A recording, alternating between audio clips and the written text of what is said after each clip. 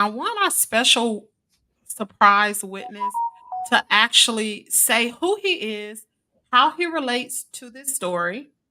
I want him to say that. I want this to be really a surprise, you guys. So if you would take a moment right now, I know I talked about clicking the like button. This is not to click the like button for me or click it for Sweet Mom. This is to make sure that this video gets into the algorithm. Y'all know how the algorithm works.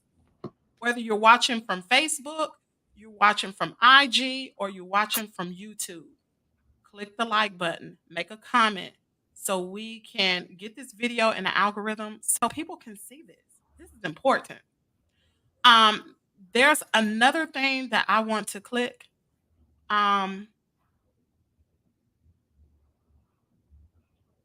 it's just like the title said that if you see something, say something.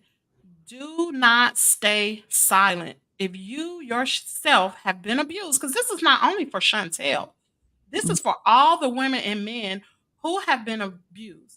Just like Diddy is on his way down and he lied up until the very end, saying that he didn't put his hands on Cassie. But we all saw the video and now he's apologizing. Just like Harvey Weinstein, he came down. Just like R. Kelly came down. It's because women did not stay silent.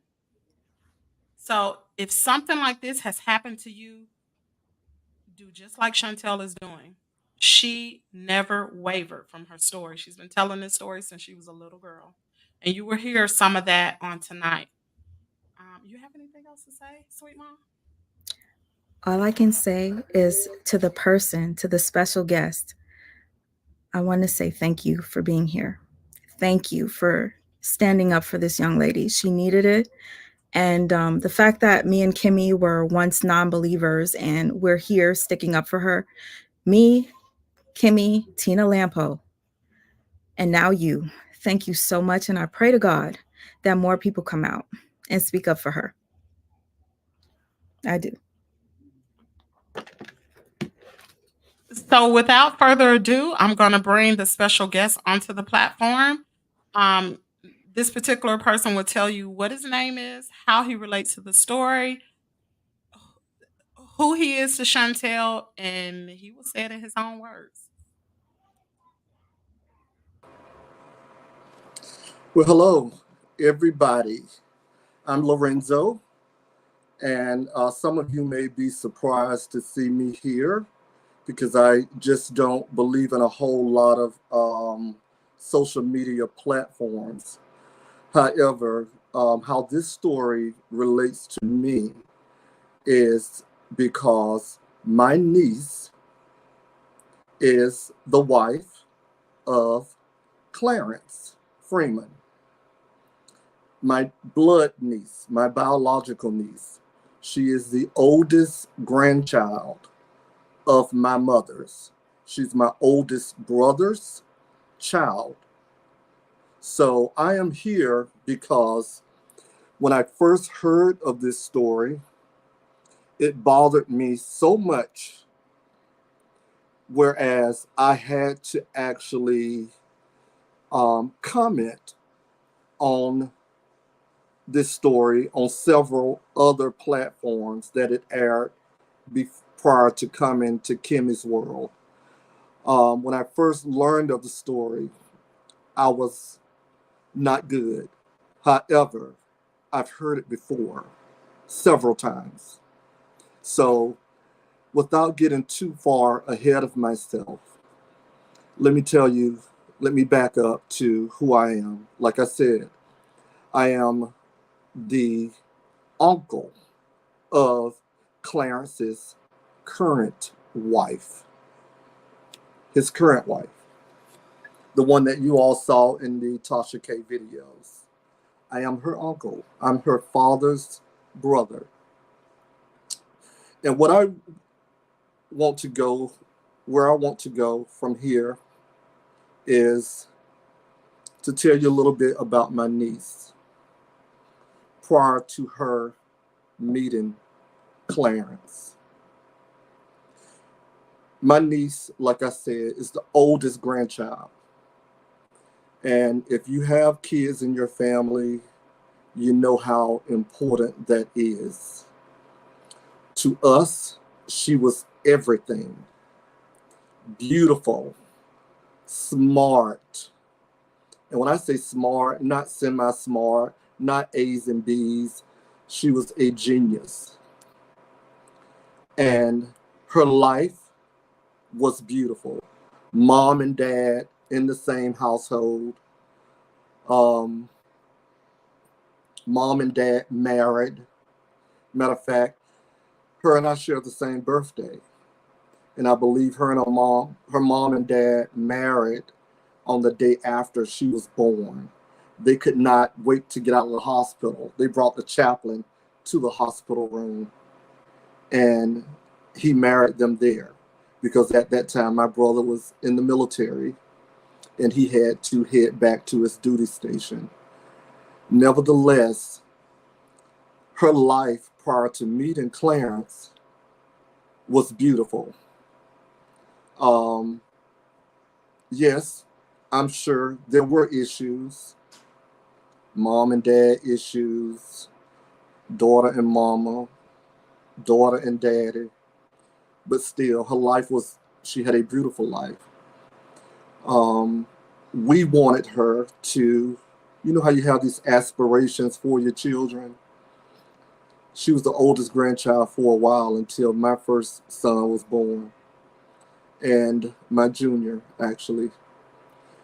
And we wanted her to be a doctor or a lawyer. And coming from where we come from in the state of Florida, that's a milestone. Not every opportunity is afforded to everyone from the type of community we were reared in. However, being from the type of family she was in on both, especially her mother's side, all intelligent, advanced registered nurse practitioners, nursing practitioners, doctors. Matter of fact, her mother is a nurse.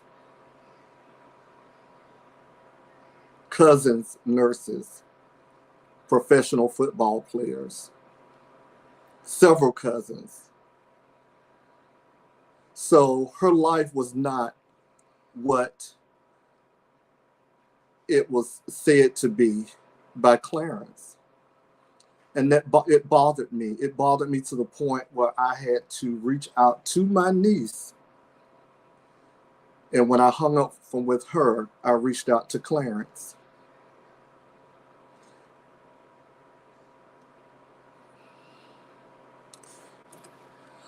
Well, as I said before, she had a wonderful life. Her grandparents, Christian people.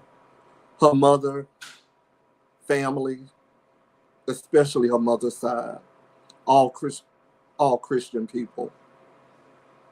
Born and raised in the faith, in the truth. So everything they do is aligned with what they were taught. And that same lesson was passed on to their children. Yes, some children will stray, but they always knew how to come back because of that upbringing. Now, I would say, go a little further. None of us, and I won't speak for the mother side. Let me speak for the dad side, the side that I'm on. None of us cared for Clarence. None of us. I didn't live around them when she first got with him. I lived in Atlanta at the time. But the type of families we have, we're always, if we're not visiting one another, we're always on the phone with one another in a circle, 5 and 6 people on the phone at a time. And when I learned of Clarence, I questioned why would she want to be with someone like that? What I mean by someone like that, because I was told he was this big drug dealer. Come to find out that was not true. All these years, I just never decided to look into it until just recently. I'm thinking, oh, he's this big drug dealer. Why is he going to jail? Why is he going to prison? Oh, it's drugs. Oh, he got in a fight. Oh, okay. Never decided to look into it. Didn't care. Especially, we didn't care for him. But you can't pick somebody for the next person. He was her choice. He was the father of, at that time, one of her son, her third son. So she was all in with him. She was all in with him. But I don't believe he was, I know that he was never all in with her, because I could never remember a time where she had him all to herself. And I'm talking about when my niece got with Clarence, she was around maybe 19 or 20 years old. And she may be 45 now, 44 or 45. She'll be 45 on our birthday, because we share a birthday together this year. She will be 45 and I will be 59. So we had a special bond in this family with her. Everybody held her at the highest level. She dressed the best. Her grades were better than anybody's. She was a cheerleader, debutante. She did everything that a young lady should have been doing in her younger years. But hey, we're at another place now. And I just don't believe that she's getting a good rap, especially sitting there on a very recognized platform, agreeing, being cued, when she has her own mind. But I'll tell you, this is what we've experienced all these years. It's been 23, 24, how many ever odd years they've been off and on, mostly off than on, living in the same house. And all those years, I'll tell you, I've never known her to just have him by himself. And I'm saying these things about him now because we really overcame a lot for me to even speak to him. Could you imagine how a man would feel? This is, especially my brother. This is his daughter with a man at that time with 13 or 14 children. What is he going to do for you and your children? How does he play a role in your children and in your life with that many other children? As the years began to go by, we saw what the situation was. I remember showing up to his house in 2002 because of a situation where my niece ended up in jail or going to jail or what have you. My son and I and another friend ended up at his house off of Belvedere between State Road 7 and Jog Road. But by the time we could get to the door was closed and nobody would come out. We've had enough. At that time, it was enough. And they were new into that relationship. I'm saying 2002 because I believe their first child was born in 2001. So they were very new into that relationship. And I'm not here to bash Clarence. definitely not here to bash my niece. Because, like I said, she was everything to this family. But she brought a whole lot with her. A young woman, 19 years old, a man with that many children, and mind you, 3 or 4 of them were, or 2, 3, how many ever, was in his custody that he was keeping. So add that with the children she already had,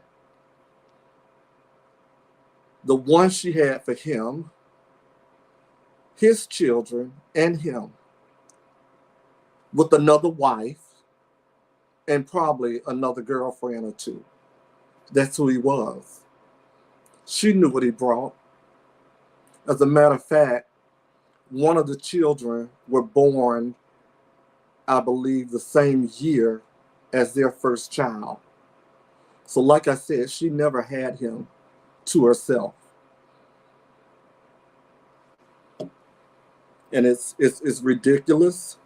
I spoke with family members about it because when I first learned of the situation, a relative of mine down in Fort Lauderdale called, because I'm not on social media like that. I have too much to do. But I do get on social media and follow several platforms. But these particular platforms that I learned of, the interviews or what have you, I had no knowledge of. But a relative down in Fort Lauderdale called and said, "Hey, have you seen the interviews?" And I'm like, "What interviews?" And this young lady sits at home all day, so this is all she does, her and her family, is just look at social media or whatever. That's what they're into. So when I got the interviews, it didn't bother me that much because I had heard the story before about Shantel. Shantel actually, I don't know how old she was, but I was here in Texas.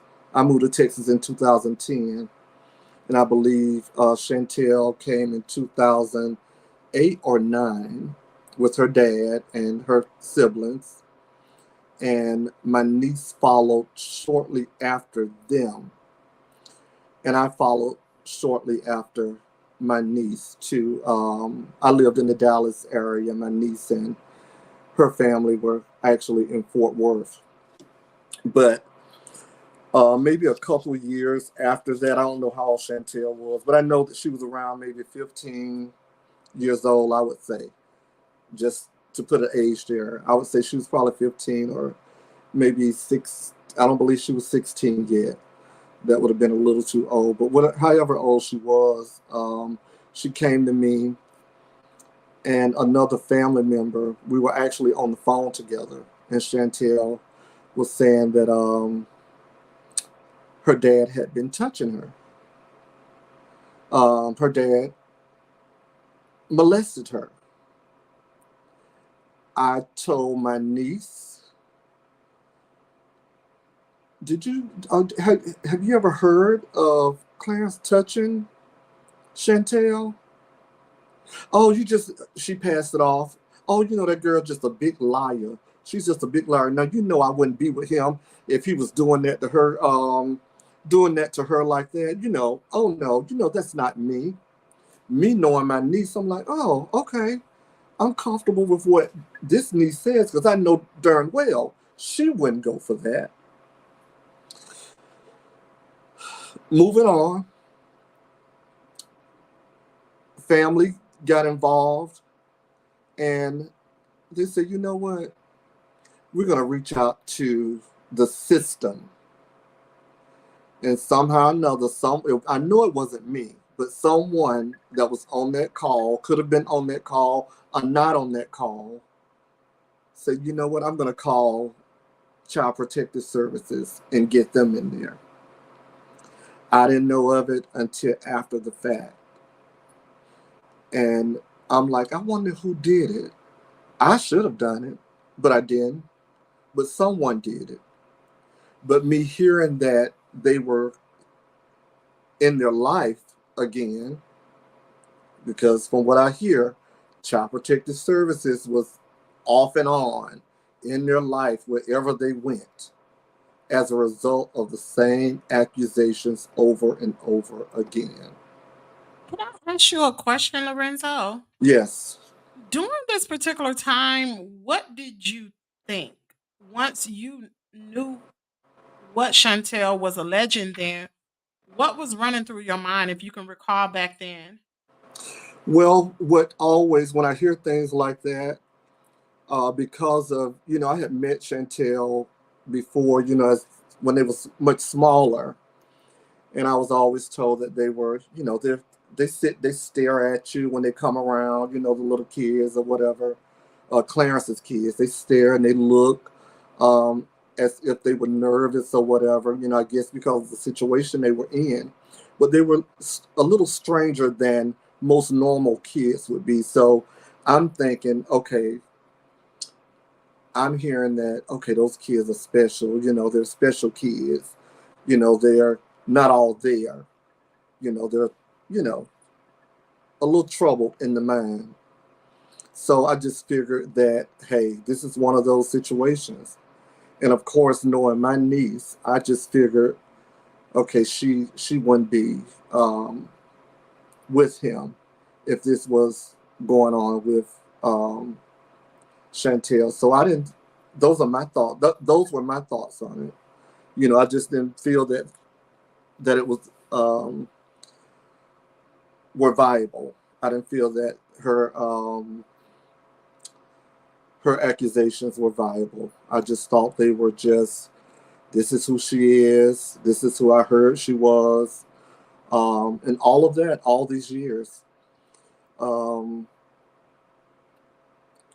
when I first learned of these stories, I tried to reach out to Chantel, but all the numbers I had for her were wrong and they went unanswered. So I didn't want to reach out to her on Instagram, because when I learned of her Instagram, I said, well, let me just reach her there. I didn't want to do that because it would have been, a little bit more public than I wanted. Because what I told Chantel back then, what I told her later, I'll stand on that. I told her then, I said, Chantel, and during this time, talk shows were very popular. The Jerry Springer Show, Maury Povich, I think Steve Wilkos was just coming around. I said to her, I said, Chantel, if you're telling the truth, because I don't believe it, why don't you go get a lie detector test and ask your dad if he would go with you, or what have you, or you just go yourself and do the lie detector test. And when my response went unanswered, I just automatically thought, oh, it must be a lie. Why? These are free services. You can call those shows. I'm sure they'll pick it up. Something this traumatic, they would pick it up. But when that failed, I'm like, okay, I guess it is a lie. And there was no credibility to it at that time. So, so my other question will be, I know you spoke about Khila, your niece, Uh-huh. and when she started dating Clarence, she was between either 19 or 20 years old. At this time, we all know from the 56-page affidavit, Clarence Freeman married the second wife. I just want to give some dates here. Clarence Freeman married the second wife September of 2002. So during this time, Khila came before the second wife, but she was always the side chick until she became the wife. Is that correct? Well, I think Clarence was playing both, all of them, having her thinking that she was the main, because we lived in a whole different world than West Palm Beach, Florida. We were more in the rural area of that same county. So you could have a whole nother wife 45 minutes up the road and no one would ever know because of its location. So I think that my niece believed that she was the only one. And that lady, I'm sure whoever that wife was, she probably believed that she was the only one. Now, I only knew, like I said, I don't know much about, well, I'll say this. I only knew of one wife, so I didn't know he was married 2 times prior to marrying my niece in 2018. So, yeah. Now, I tell you, the reason why I chose your platform to come on, because I heard the first one, Breakbeat. Is that what it's called? Breakbeat. I heard that one with Shantel. Then I heard, after hearing that, I didn't reach out to anybody. I'm just like, wow, other than just family, us talking as a family or what have you. Then I see the Tasha K interviews. Mm-hmm. And, it's about 3 or 4 of us on the phone talking about it. And it was fine. Part 1, that was Clarence. Part 2, it was a couple parts before my niece actually was featured, her part of the story. Mm-hmm. And that's when I would say, it was very upsetting to see her in that light. Because after I watched that interview, I immediately called her. Mm. I immediately called her and I told her I didn't like the way she was looking on this interview. She's a hairstylist. She's a stylist. She's very fashionably forward person. And what I saw in this interview was not that. It was the opposite. I looked at the aesthetics of Clarence, sitting there well put together. Mm. And I look over at her and I'm like, why do you have to always downplay yourself? You have all this knowledge. You're not a dummy. Why? Really, why are you even there? Supporting this foolishness. If he wanted to go and put his daughter's business out there and his business out there, let him do that. Stay out of it. But you're there supporting someone who has done nothing but shame you since y'all been together. And I can say that, I can truthfully say that because I've been here all the time. Excuse me, Lorenzo. So sorry to cut you off. Go ahead. You actually answered the question that I had that I wanted to ask you. What moved you to want to speak up for Shantel? You answered that question, but now my question is, since Khila, and we must say her name is Khila. If you watch the Tasha K interview, she's referred to as Khila. Her name is Khila. Okay.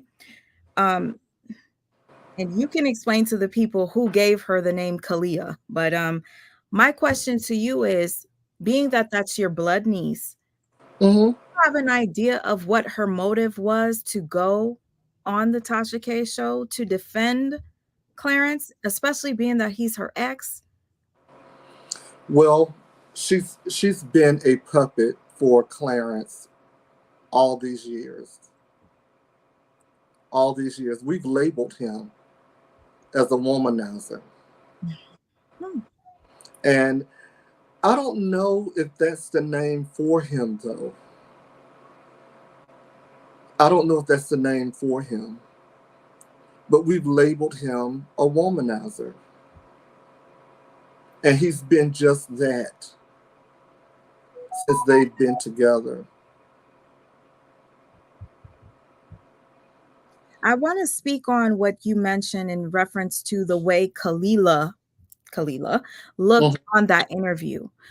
When I spoke to Shantel Freeman behind the scenes, Shantel said that didn't even look like her. It didn't look like her. She doesn't dress like that.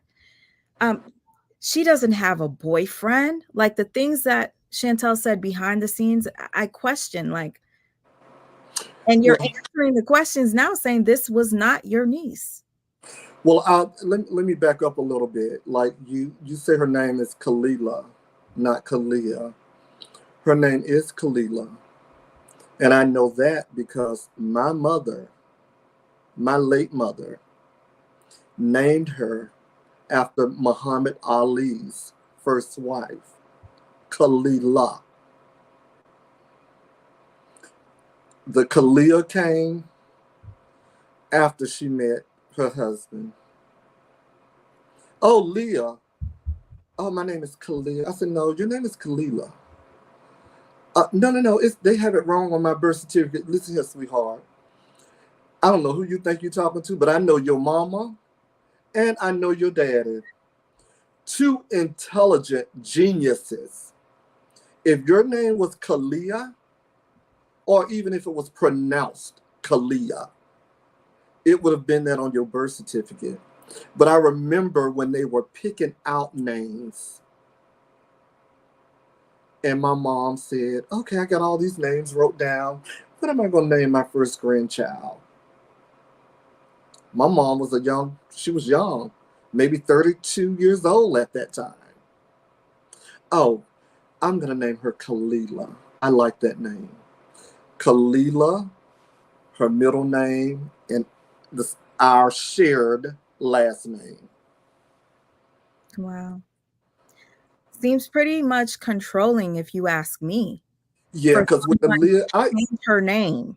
I would even ask her sometimes, girl, where the Leah come from? Maybe it's just short, or whatever. But I think back, and I don't think he knew how to pronounce her name, and just went Kalia or Leah, and it just stuck with her.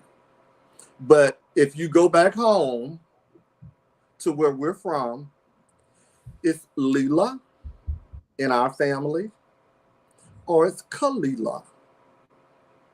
Nobody knows anything about Leah. Nothing. So one thing I want to say is I was rewatching Tasha K's interview and I watched Khalila's portion today. And it's one thing because I know I spoke about um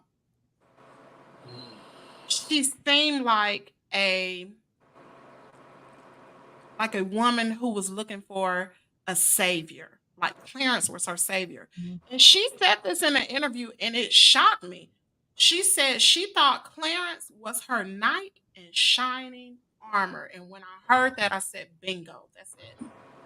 Um, and from listening to what Lorenzo has said about Kalila, how beautiful this lady was, and how she was 19 years old, and how she had children before she married or before she met Clarence.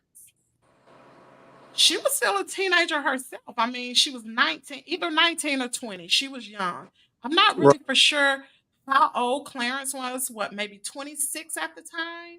Yeah, because Clarence was born and I didn't know this, but I think he was born in 72. When all these documents came over to my fax, I looked and saw the age. We knew it was an age difference, and nobody agreed with it. Of course, her parents were not happy with it, but she had already had kids. So, and this was her life that she was choosing. And we saw through it from the beginning. Like I said, I wasn't around physically, but I was on the phone. I talk to family every day, 2-3 times a day, and friends. So when you saw your niece on the Tasha K platform and it Mm-hmm. didn't look like your niece, and No, once you talked to her shortly thereafter, I don't know how long it was, why did she tell you she came onto the Tasha K show? Because from what her reason was, and I just want to go back to what I opened with, this is what she said. Khila stated in the interview right at the beginning, and this was a part of Tasha K's teaser. She said she was raised, if you know something is wrong, say something. Stand up regardless. And that's why she came forward Mm. because Clarence said that he didn't want to come on to the show. Khila was the one who made him come on to the show. And also, I do want to talk about another daughter. And Clarence said this in an interview. He said his daughter said that if he did not do it, he needs to go onto the show. And just with that statement, it said that his own daughter didn't believe him because she said if he didn't do it, he needs to go onto the show. Now, this came out of his mouth. Mm. But what was Khalila's reasoning that you know of for her even going onto the show to even corroborate his story? right. Through the years, I would say this: my niece has struggled with her children and his children. She's worked, always worked. Even with her little frame, she was driving 18 wheelers. She would pull up to whatever store she was delivering to, and they would never think someone that small would be driving an 18 wheeler. I'm not talking about just locally, I'm talking about driving it all over. That was one of her careers. So I say that. Then she worked at night at a warehouse. She's a hairstylist. So she struggled. She was struggling with her children, trying to raise them, trying to do the right thing. And to answer your question more directly, I believe she was doing what she had to do. And from a family member, what I heard, because we were like, why would she do that? Why would she be there? Why did she go on there? She had gotten evicted from her apartment. And from what I heard, he offered her $3,000. If you come on the show, I'll give you $3,000. It could be a lie, but I don't believe it is. Because, for one, she really didn't look like she wanted to be there. And then the way she showed up, and at the time I thought the show was in New York City. I didn't know it was in Fort Lauderdale, Florida. But she looked just like, she looked as if she did not want to be there, or she just had to be there. And it wasn't his idea. I don't buy that. I don't buy that. He's trying to get as many people behind him to rally. Now, when I called her, I got kind of upset with her because she was trying to pass it off as, oh, yeah, I know my niece. So when I hung up with her, because I told her, I said, oh, this is Clarence. Let me, because I had called him. He was returning my call. I said, let me talk with him. So when I was, as I was talking with him, I'm talking to him about the show.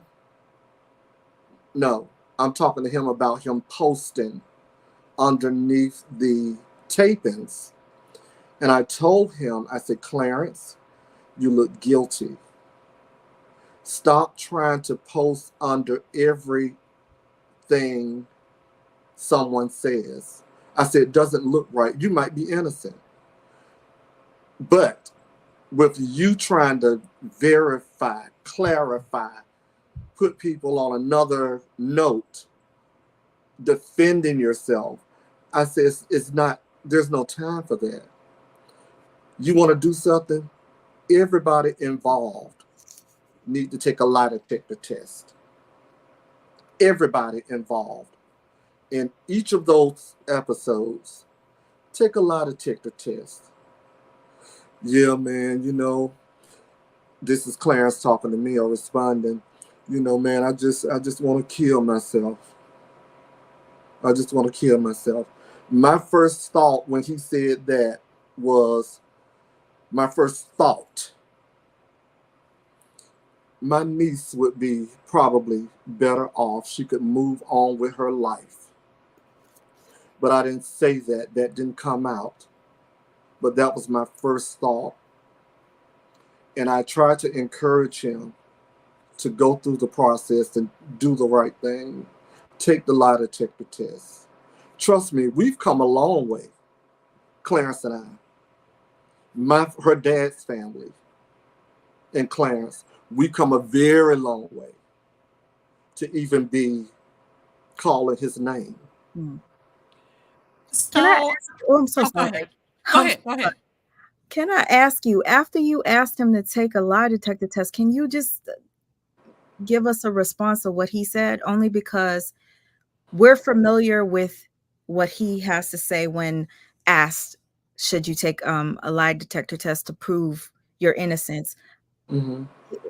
I had a conversation with him behind the scenes, and he said something to me. So I'd like to know if what he said to me was similar to what he said to you.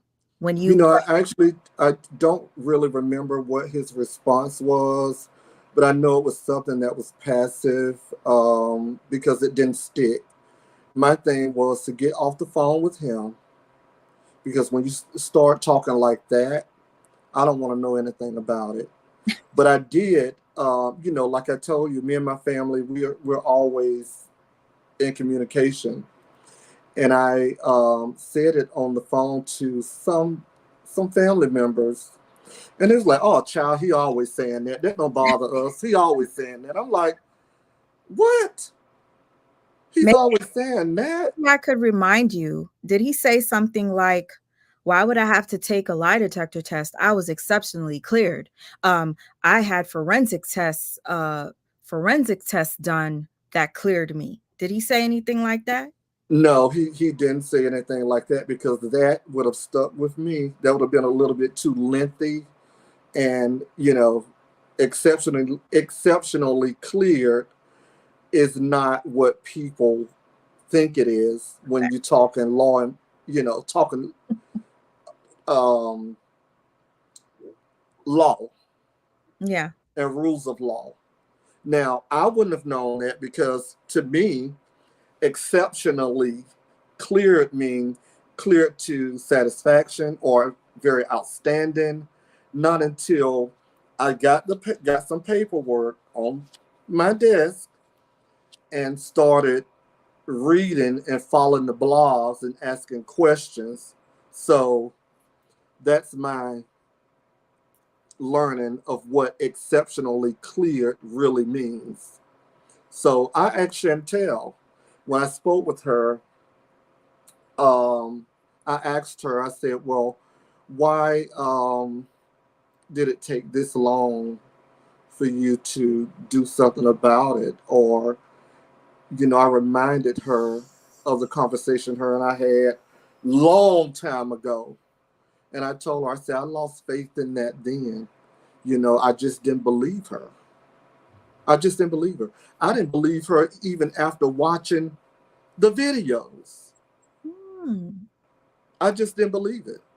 But I know when I told my niece, I said, I called her by her name, and I told her, I said, I'm not satisfied with the Tasha K interview. I'm not satisfied with it. And I told her why. And I can say this because I reached out to Tasha K the same way I reached out to you, Kimmy. And when Tasha K's team called me back, I believe it was her husband, I'm not too sure, but I spoke with him a couple of times, and I'm like, when is the next video? Is there more research that you all have done? Because Um, Something is not coming together. Um, you're leaving us in awe. We don't know what's next.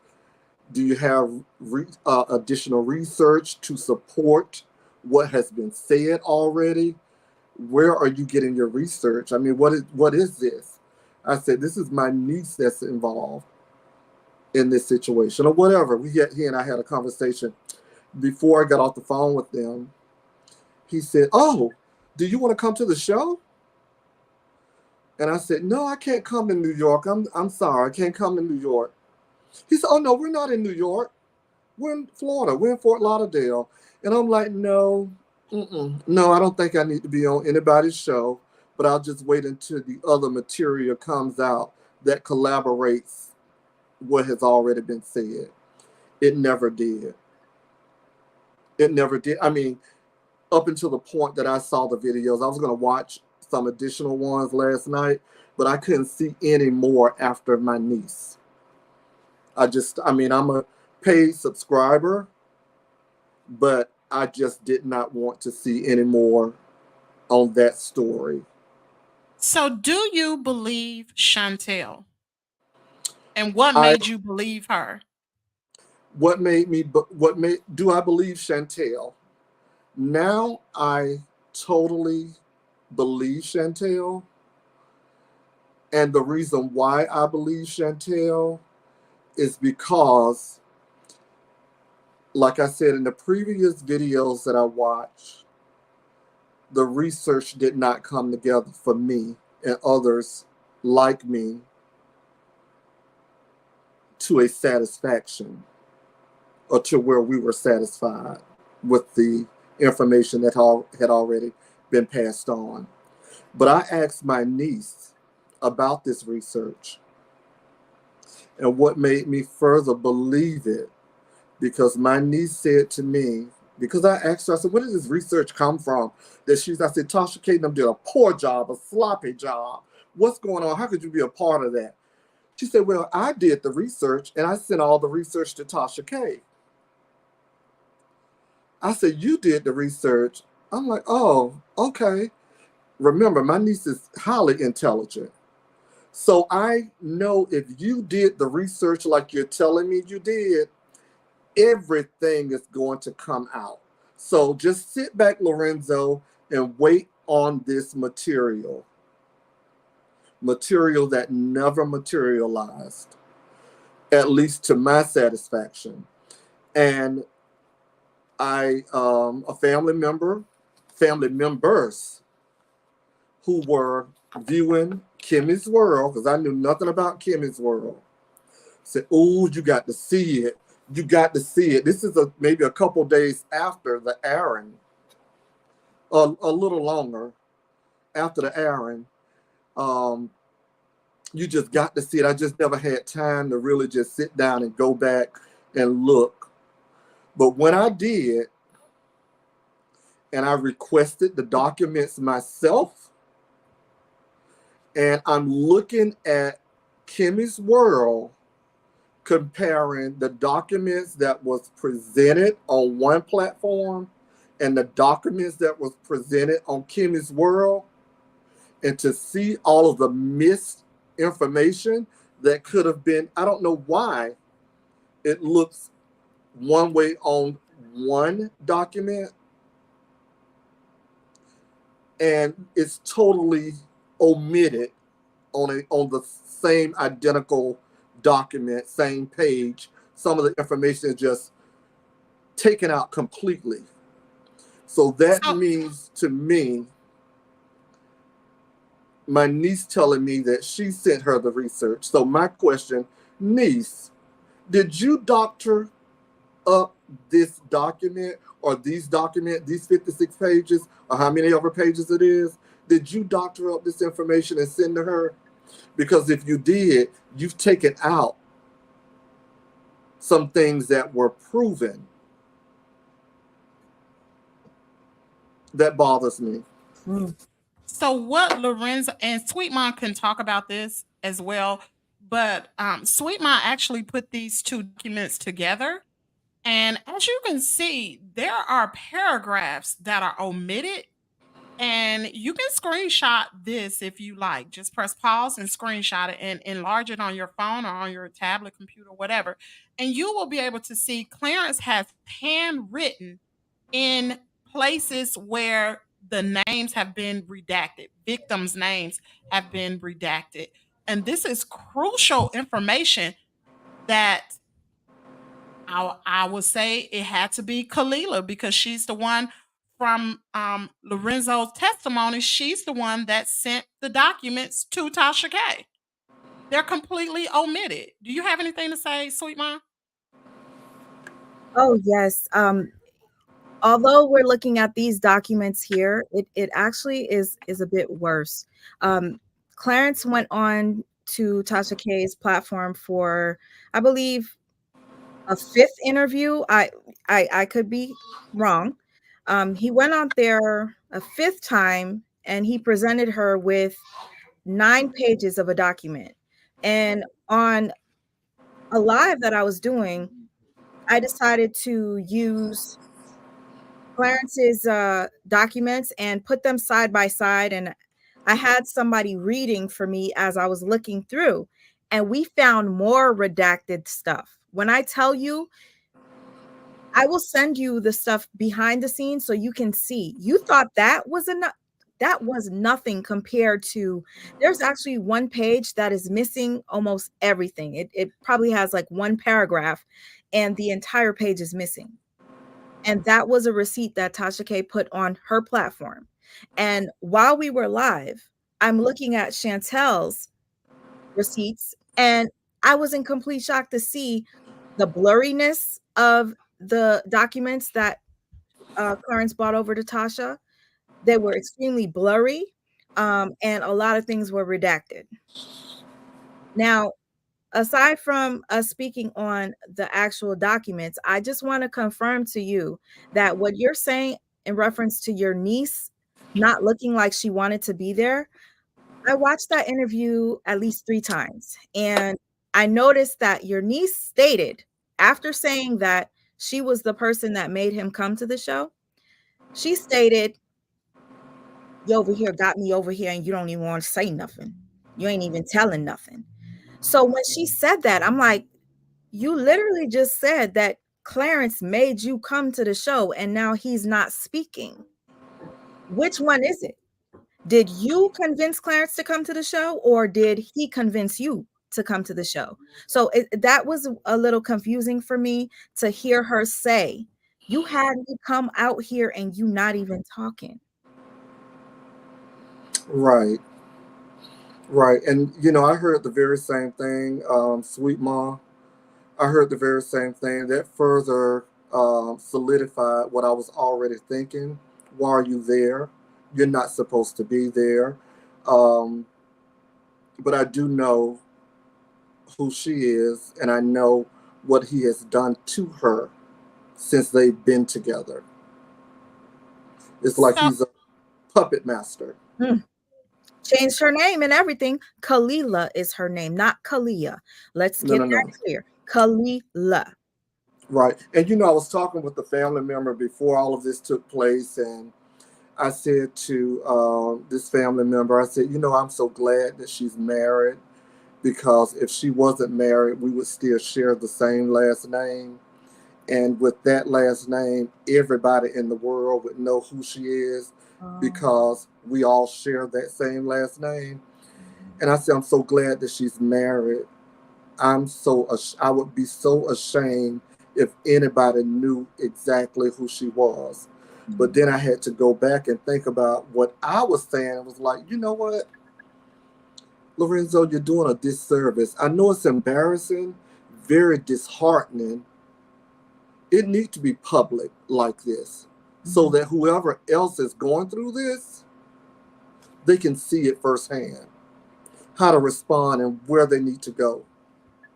So, Lorenzo, are you ready for us to call up our next person to come on the panel so you can ask questions? Absolutely. All right. So, we are going to bring Shantel on the stage. How are you doing today, Shantel? Hi, Hi, Lorenzo. Chantel. Hi. Sweet Mom, you Oh, look you really look nice. good. Everyone looks really nice. You look good. Well, I'm coming from work, Shantel. I didn't have a chance to shave or dye my hair, get a haircut, or anything. So I'm coming straight from work, running into the house, trying to get here. Well, But you look good. Thank girl. you. I tell you. So one thing I guess I want to segue is because Khila stated in the interview that she always taught her girls certain things about not sitting on men's lap, and she also talked about Clarence didn't give her girls a bath after they was a year old. Now we do know in the 56-page document, Clarence Freeman actually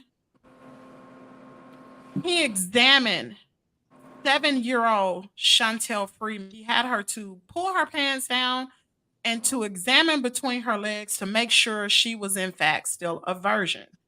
Not sure why he did that to Shantel. Um, and I think Lorenzo may have a possible question, maybe of something that possibly could occur to the siblings, your nieces or nephews. And I know you wanted to ask some questions to Shantel. Yes, yes. Because Khila stated nothing like this has ever happened to her children. Right. Well, hi, Chantel. And Hey. it's really good to see you and It's talk good to with see you. you too. And sorry you're having to go through this over and over and over again. I hope people are now really listening to you and can offer some help to you at this time. Right. But my first question, because I remember you coming to me before, I don't remember who I was on the phone with. I could kind of remember who I was on the phone with, but I don't like calling folks' name if I'm not that certain.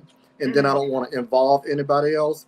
But I know I had to be on the phone with somebody because when I heard one of the videos or I heard the the Instagram, something you had posted on Instagram, I kind of heard somebody say, ask Rennie. Rennie was there. Something like, I'm like, well, wait a minute. How do I have something to do with this? I said, you know what? Now this gives me a chance to go ahead on and go under here and respond to all of this stuff because I've heard my name. And I don't want to be attached to nothing like this where I knew something and I didn't stand up and say something. Now, I remember you first saying to me back in the day, I don't know how old you were at the time, 15, 16, between 14 and 16, I'm certain. And you told us that this was going on with you. And I said to you, why don't you go on one of those talk shows? I gave you the talk shows and what happened? Why didn't you? I think during that time, and then I don't believe I had a cell phone even during that time. I think I didn't have enough information to how I would be able to reach out to them. But I actually did send Ayanla an email years ago. Yellow Van. Yes, I reached out to her years ago and kind of told her a brief summary of why I wanted to come on the show, and I just never heard anything from it. So I think from there it kind of went on a standstill, and I just kind of lost hope in it because I never got a reply. Right. But I still went and reported him to the police, when I was older, when I was away from him. Well, see, and I appreciate that response because you were a young girl at that time, and I do believe that some of us who knew about it or had even heard about it, not even knowing or believing it was true, should have did that for you. And I'm sorry it fell on deaf ear from me, and I heard about it. I'm sure many other people in the family had as well. So I was definitely dropping seeds over the years of what he was doing. And I knew it was difficult for some of the other family members that's not in the house to believe what I was saying because of the man that he was portraying to be. This father, and I'm taking care of my kids, and et cetera, et cetera. So I know it was very hard for you guys to, put him in that image. Like, no, Clarence wouldn't do this. Clarence take care of his kids. We know he a cheater. We know he do this, but we know that he's, at the end of the day, a father and a provider. But that was just an image that he was portraying to you guys. Well, I kind of knew he wasn't a provider being at my age. Yeah. And my niece working the way she was, and all the different women she would catch him with. I knew he couldn't have been providing as much as he said he was, or how he said he was. I knew that was a lie. But at that time, you got 3 children from a man, and you still breaking your back to get on these jobs and make money by any means necessary to support your family. He's driving like a superstar. And now I do want to ask you this. So Clarence said a lot of things in the interview with Tasha K.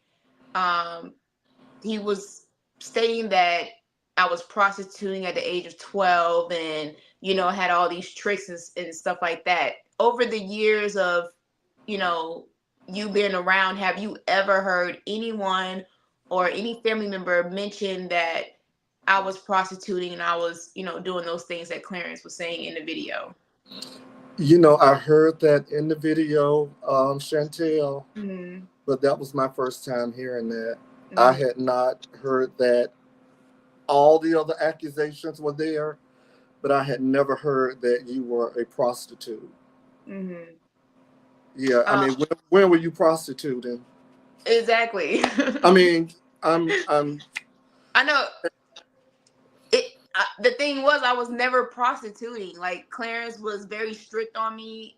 I wasn't even able to leave the driveway. I didn't have the freedom that young kids had. I couldn't go to my friend's house. I couldn't go to do normal things that a young teenager or a young kid would do. So as far as him saying I'm prostituting, how and where and why the guy that was sleeping with me, because he said it was grown men, why wasn't there any arrests? Why doesn't Texas have any reports of these things happening?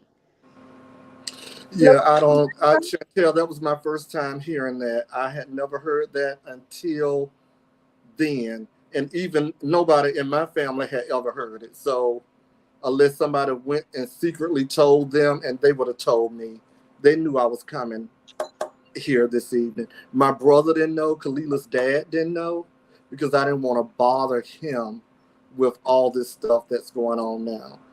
Their relationship is strained. You know how they are up and down, And I do believe if your dad wasn't in the picture,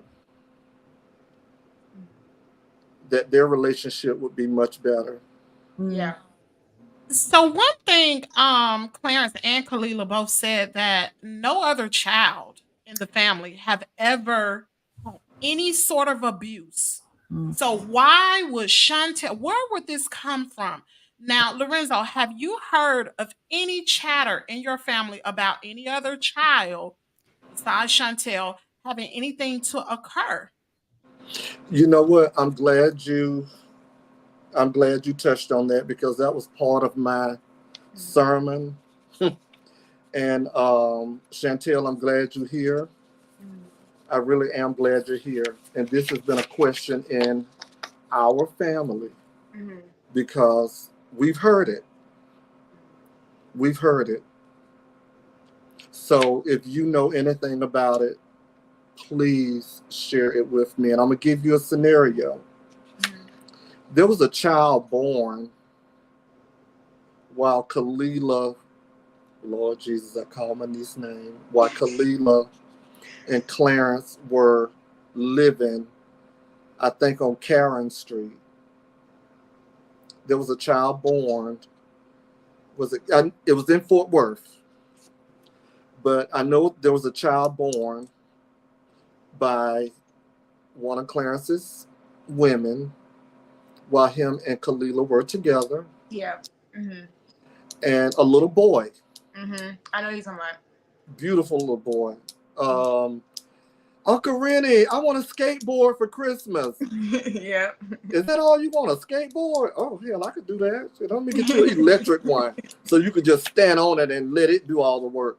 Well, anyway, I heard something about something happening to that little boy by one of your siblings, not one of Khalila's children, but one of your other siblings that also occupied the house with, do you know what I'm talking about? Yes, I do. Yep. So with that story, how I found out how that came up, Clarence loved to drink coffee. And I was in the house. I was in high school, a senior in high school during this time. And Clarence like, Shantel, put shoes on, come ride me to racetrack. And then I had the little boy that we're talking about, he brought him too.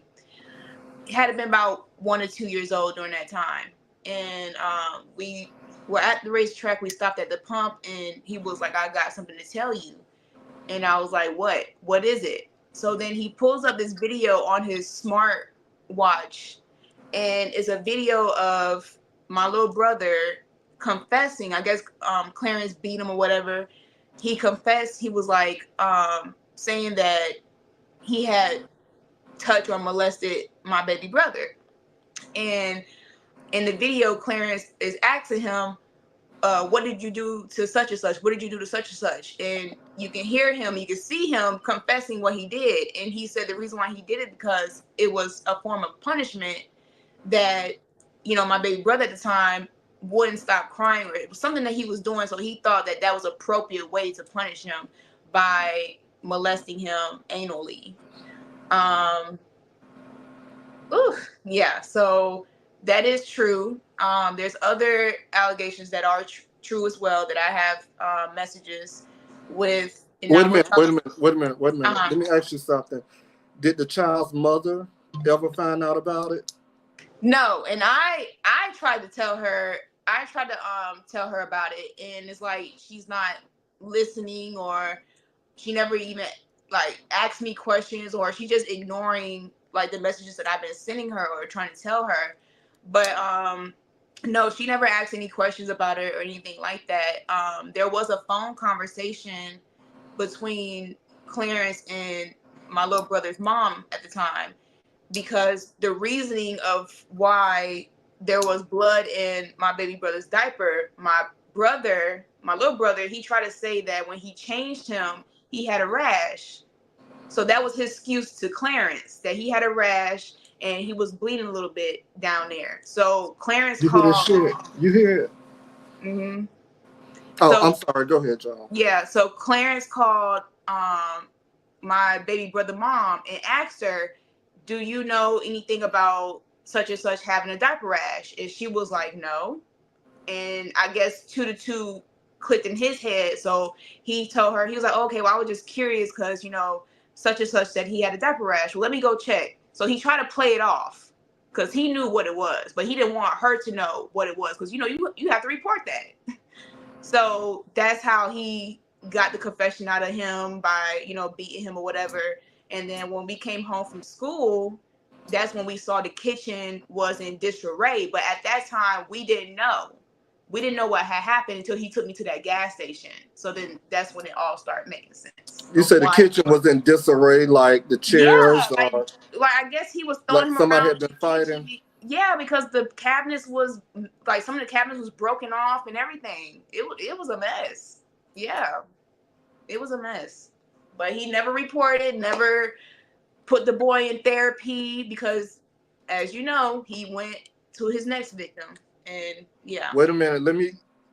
Oh, okay. See there. Now that's gonna be my next question, right? Mm-hmm. Because I'm not just only concerned. I don't want nobody to get it wrong that I'm not concerned about the other kids, and I'm only concerned about my nieces and nephews. Mm-hmm. But I also heard this same individual, mm-hmm. Clarence's son, your brother, mm-hmm. and one of my nieces' kids, daughters, Mm-hmm. which would be his half sister. Mm-hmm. That is very much true as well. She confessed that to me. I have messages where I mentioned that happening. She confirmed that it was him. I even confronted Khila. Because they had invited me out to their house. It was Christmas. I was still with my ex. I think it was 2021, I believe. Because this is before I had my surgery. I even asked her, I said, well, why you never reported to the police? Why you ain't never, tell the police what he did? And she was like, oh, because, such and such, her oldest daughter didn't want to tell. And I'm looking at her like, what? So you gonna let a child make a decision as far as a situation like that, and you're not gonna report it because your child don't want to, because she don't want to be embarrassed? Are you serious?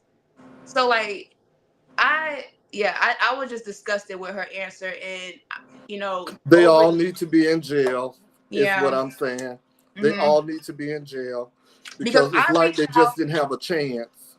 Because I reached out to grandma. I reached out to Khila's mom, and that's how she found out, by being on a 3-way call with Clarence before Khila hopped on the line.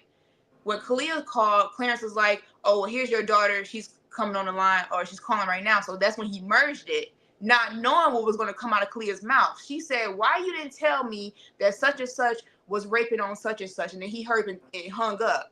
But grandma heard what he said, though. She heard what was said. So that's what prompted her to call CPS. And that's when they went over to the house.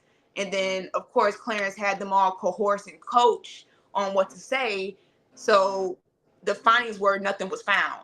They never examined her. They never went the extra mile, just based off of words of what everyone is saying. So Khalila's mom did reach out to CPS. Mm-hmm. Okay. Yeah. Okay. That's all I wanted to know, because I know what kind of person she is. You don't play with that one. Yeah. So you don't play with that one. So are we talking about the same situation that Khila and Clarence Freeman actually spoke about in the Tasha K interview, where Khila said that Shantel told CPS that Clarence was molesting her daughters? Is this the same situation? No. Or is this something different? This don't sound. This is something different, I believe. Because, okay. But this is something totally different, because this is something I heard happening with the same young man, Clarence's son, doing to the little brother that he had outside of outside of him and Khalila's relationship. Although they were together, but he happens to somehow or another come up with all these kids. So her kids are not the babies.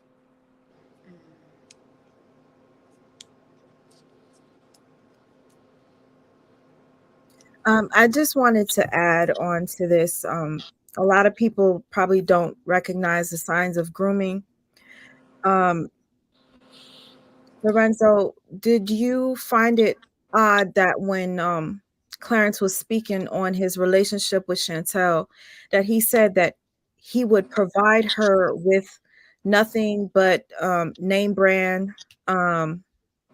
get her $300 hair styles and whatnot, and she would go to school in such fine garb that the teachers would be like, I need to see who her daddy is.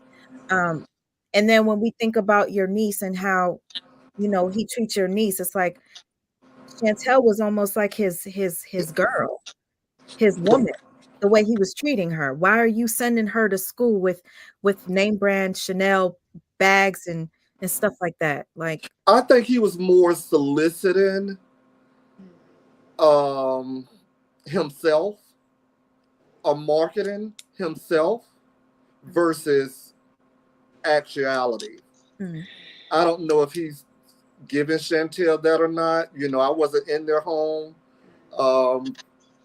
Shantel could speak to that, but it sounded to me as if he was marketing himself or building himself to a level of, oh, he's doing all that for his daughter.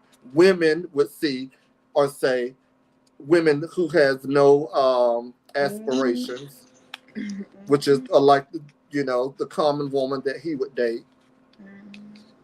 Oh, he's doing all that for the daughter. I wonder what I could get out of him.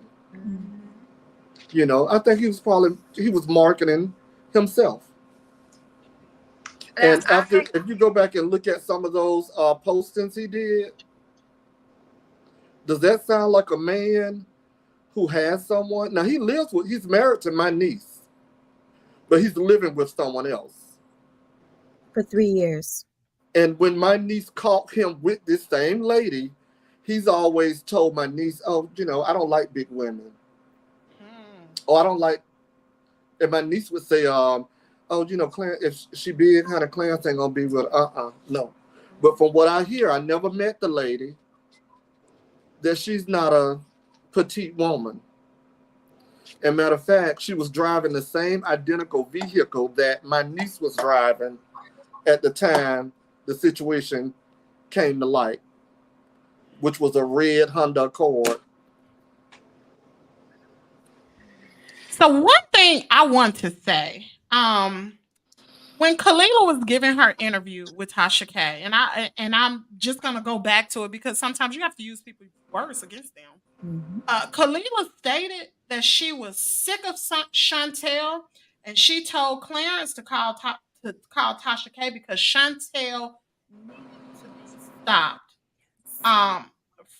From listening to how Khila was talking on the Tasha K show, it's like she hated Shantel. Like Shantel was her competition.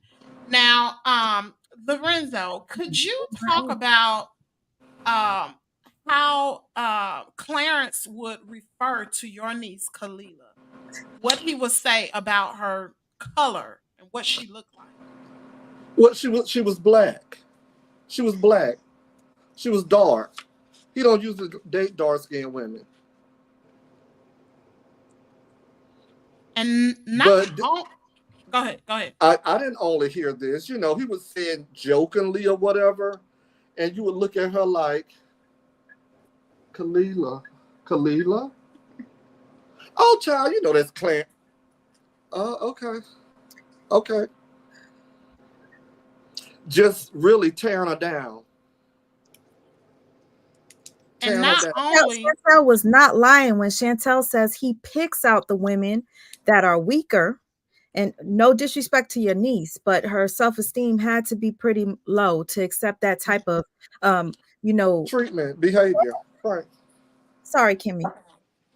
I said it to her as well. I said, Khila, look, I mean, these kids of Clarence Khila. Oh, well, my kids are, and I'm a different woman than their mothers were.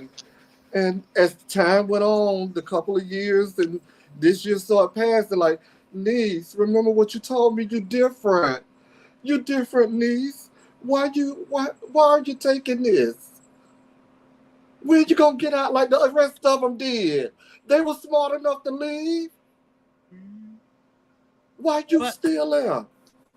But Khila, and I want the audience to understand how Khila really plays a picture in this whole story. She is the only woman that has been with Clarence Freeman the longest. Now,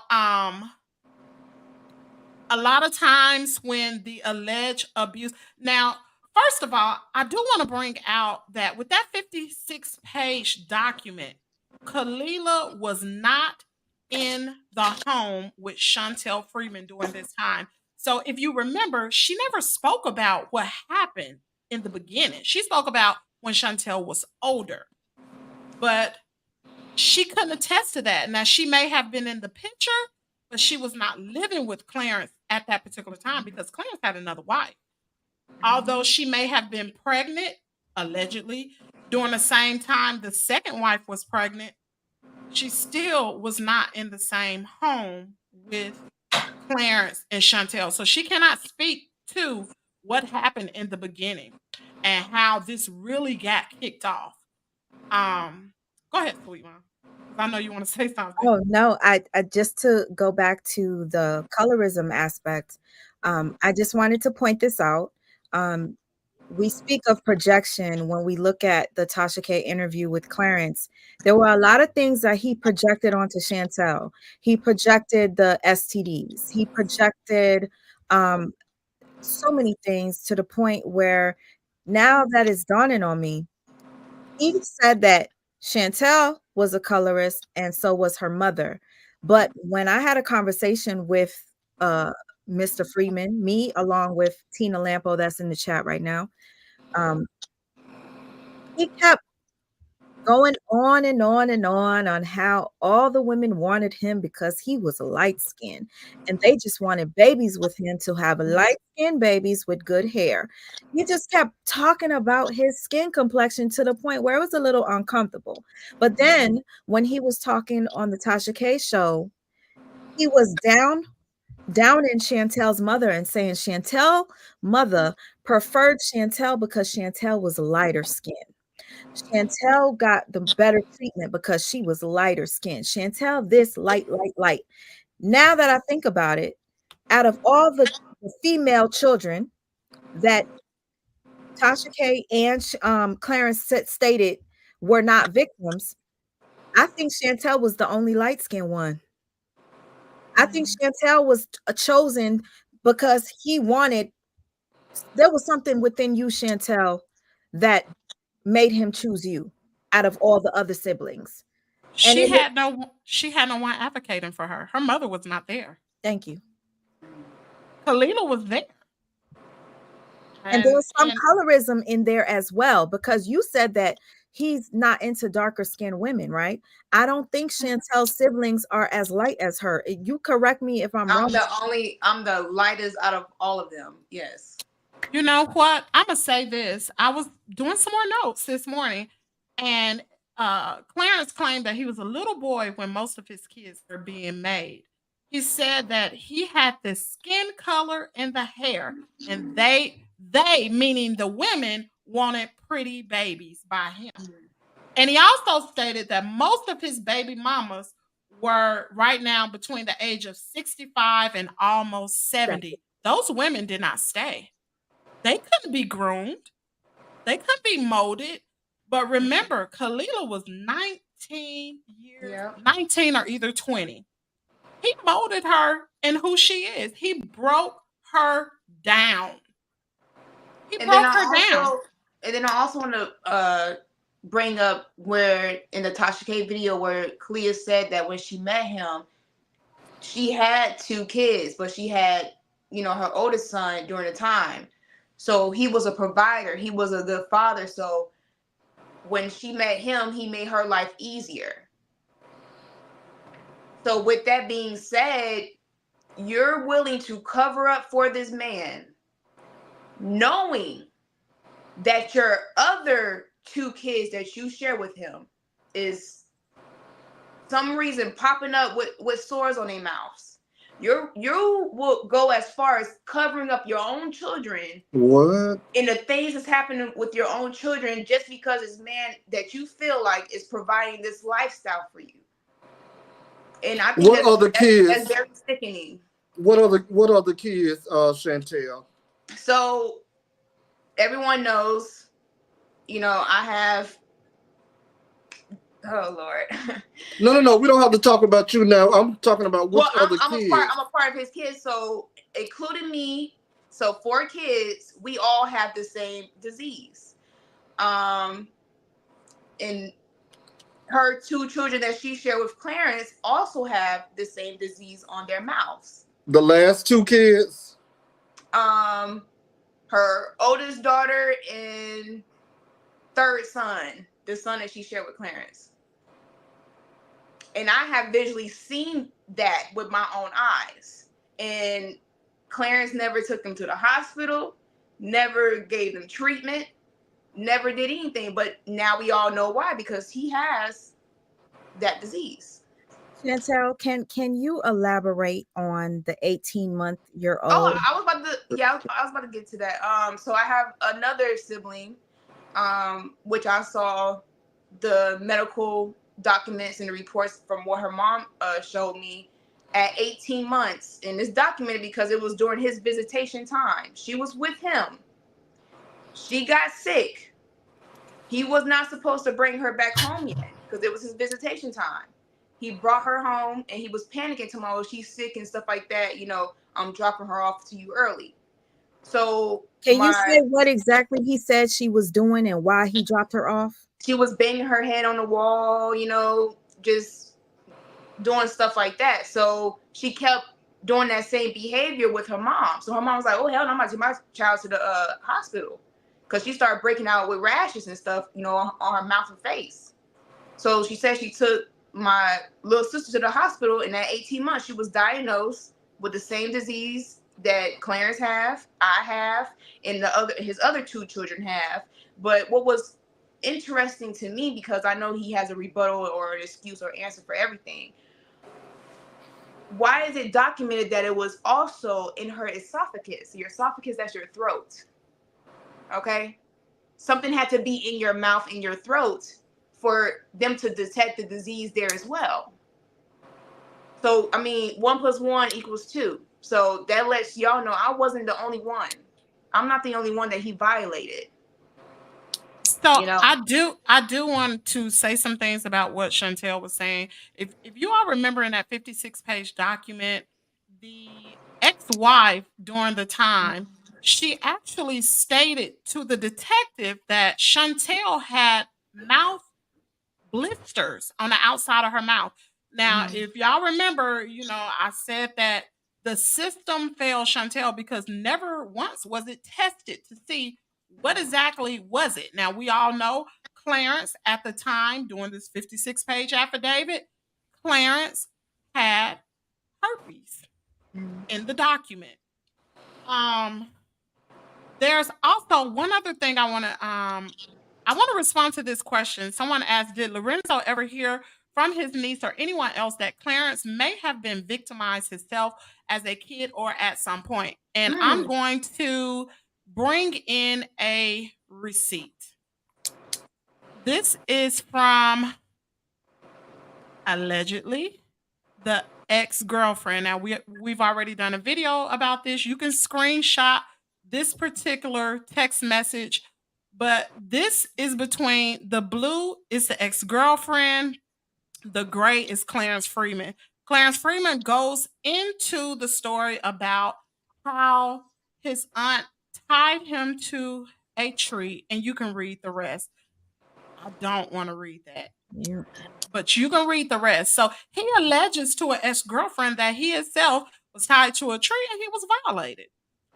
Do I know that to be true? I don't know. Have you ever heard of that, Lorenzo or Shantel? I've, I've never heard of that. No, I never heard of that situation. But in all of my friends and family talking from West Palm Beach, Riviera Beach, we've been in conversation about some things, but it had nothing to do with that because I was trying to remember because all my friends are saying, now, Rena, you remember him? They call him Priest. I said, the name sound familiar, but I don't know him. And they start reminding me of different situations to get me to remember. And what they were saying, I'm like, oh, okay, all right. I still don't, I remember the name from what they say. Oh, he was a pretty little boy. He was a pretty young boy. Very nice looking boy. But see, I was gone all the time. I was in the military. I was in college, undergrad at the time. I was back and forth doing different things. So I remember the name, but I've never heard anything that like that, Kimmy. You heard that before, Chantel? Yeah, he always said that to us over the years. I felt like if it is true or if it's not true, he used that to manipulate us. He always wanted to be a victim. He always wanted people to feel sorry for him, to have an excuse of why he was such a womanizer. He talked about not having his mom in his life. He talked about feeling abandoned. His dad wasn't really the father that he should have been, when Clarence was younger. So he definitely talked about him being molested by family members, tied up to a tree. He has definitely talked about he was treated differently because he was light skinned and he was the only mixed child in the family. Now, as far as his auntie, is he talking about his aunt on his mom's side or his On his dad's dad's side? side, he said that his and I know their names, and I sent one of them a message going off on them, because if it is true, y'all guys are responsible for this monster that was in my life. But he did say it was 2 aunts that was violating him. Are they still living? Yeah, they're still living. I just want to confirm this because I know, just like Shantel says, she knows her father. He will have an excuse for everything. Okay. So when Kimmy put out these receipts, Kimmy did her research. She checked the phone numbers. She matched the phone numbers. I personally wanted to know the phone number myself so that I could match it on our end. On our end, meaning me and Tina Lampo. Tina Lampo is the one that connected me with Clarence Freeman. While me and Tina Lampo were speaking to Clarence, about maybe 3, 4 in the morning, Clarence decided to message Tina Lampo and say he wants to get to know her. And he wants to get to know her on a personal level. And what he did was he gave Tina Lampo his cell phone number. So what happened was, when Kimmy said that she had done her research and she confirmed that those text messages were real, I wanted to know the number myself so I could confirm it on my end. Eventually, when Kimmy's world decided she no longer wanted any parts of this story because it was extremely draining and this man was attacking her, she was done. And Kimmy's world decided to hand those receipts over to me. When she handed those receipts over to me, I was able to match the phone number that Clarence was texting with this woman on the text message that Kimmy, when you get a chance, put the text message up again for people to see it or screenshot it. They need to read that. I was able to match. That was the same phone number that he gave Miss Tina Lampo because he wanted to get to know her. That is the same number that matches with these text messages. So Clarence indeed is the one stating that he was violated as a child. He spoke of his age. He spoke of him being, when I say the things that he stated, you guys need to watch Kimmy World video with these receipts. It's a bit disturbing. She doesn't read them, but y'all need to pause and read for yourself. There's a warning that comes along with what Clarence says. And it reminds me back to people like R. Kelly, who was violated as a child, who then turns into a violator. He was an innocent child that then turned into a monster. Could this possibly be the same thing? So I want to speak about one other thing, and I almost forgot until Mother of Three Queens asked the question, "Where's Chantel's mom now?" That's not my question. My question is, before I get to the question, I'm gonna talk about how Clarence Freeman. Many of you all may know, especially if you watch Sweet Mom. Maybe if you watch me, I don't know if I talked about it. Maybe I did, about how Clarence spoke about how he knew me, how he had relations with me. And I just want to ask Lorenzo, have you ever heard of Clarence making false allegations on anybody that you know? Yeah, yeah, I remember, because remember I told you all we never cared for Clarence. And I remember him saying, and everybody in my family is not as large as Khalila's mother's family, but everybody in my family remember Clarence saying to Khila, he had been with her mother. Now, I know Khalila's mother because she was married to my brother. And I know that's a lie. I know for a fact that's a lie. somebody like her wouldn't give Clarence the time of day. Can I make this? Can I, just for the people that don't understand what you're saying? So Clarence Freeman stated that he was with Khila, his wife's mother, Right, right. He said that. He physically. said that he had been with her mother intimately and all that. He said it in front of us as kids. They were fighting about that, and he said that in front of us. Wow. He was messing with her mom. So Yeah, why do yeah. you think? Why do you think, Lorenzo, since you were on the inside during this time, why do you think he would have made those accusations about Khalila's mother? He probably let me tell you, Khalila's mom used to be a looker. Khila didn't just come up with it. Khalila's mother was a very nice looking woman that was well put together, educated, had her own thing going. It was probably in his mind that he wanted to be with her that way, or he was trying to build himself up to think that every woman wanted him. Or to That hurt one, I Khila. can tell you, did not want anything to do with him. He wanted to hurt I can answer Khila. that. I can answer why he did that. When it comes to a narcissist, they would try to isolate you from your friends and family. So if he's telling her that, yeah, I'm slept with your mother, and if she's believing it, and she's like, okay, well, why my mother ain't never told me this, and she's allowing me to date this man, that's going to put a strain on their relationship if she believes it. So that was the goal. He wanted to isolate her. He didn't want her to have no parts or no relationship with her family, so he could continue doing the things that he was doing. So I want to don't believe that, Miss Kent. Don't believe that, y'all. Khalila's mom wouldn't have gave him the time of day. So I want to respond to Mother Three Queens. She said, "I remember that, Kimmy, and you got a whole husband. That man is sick." Not only he made these allegations, did he make that on the Tasha K show?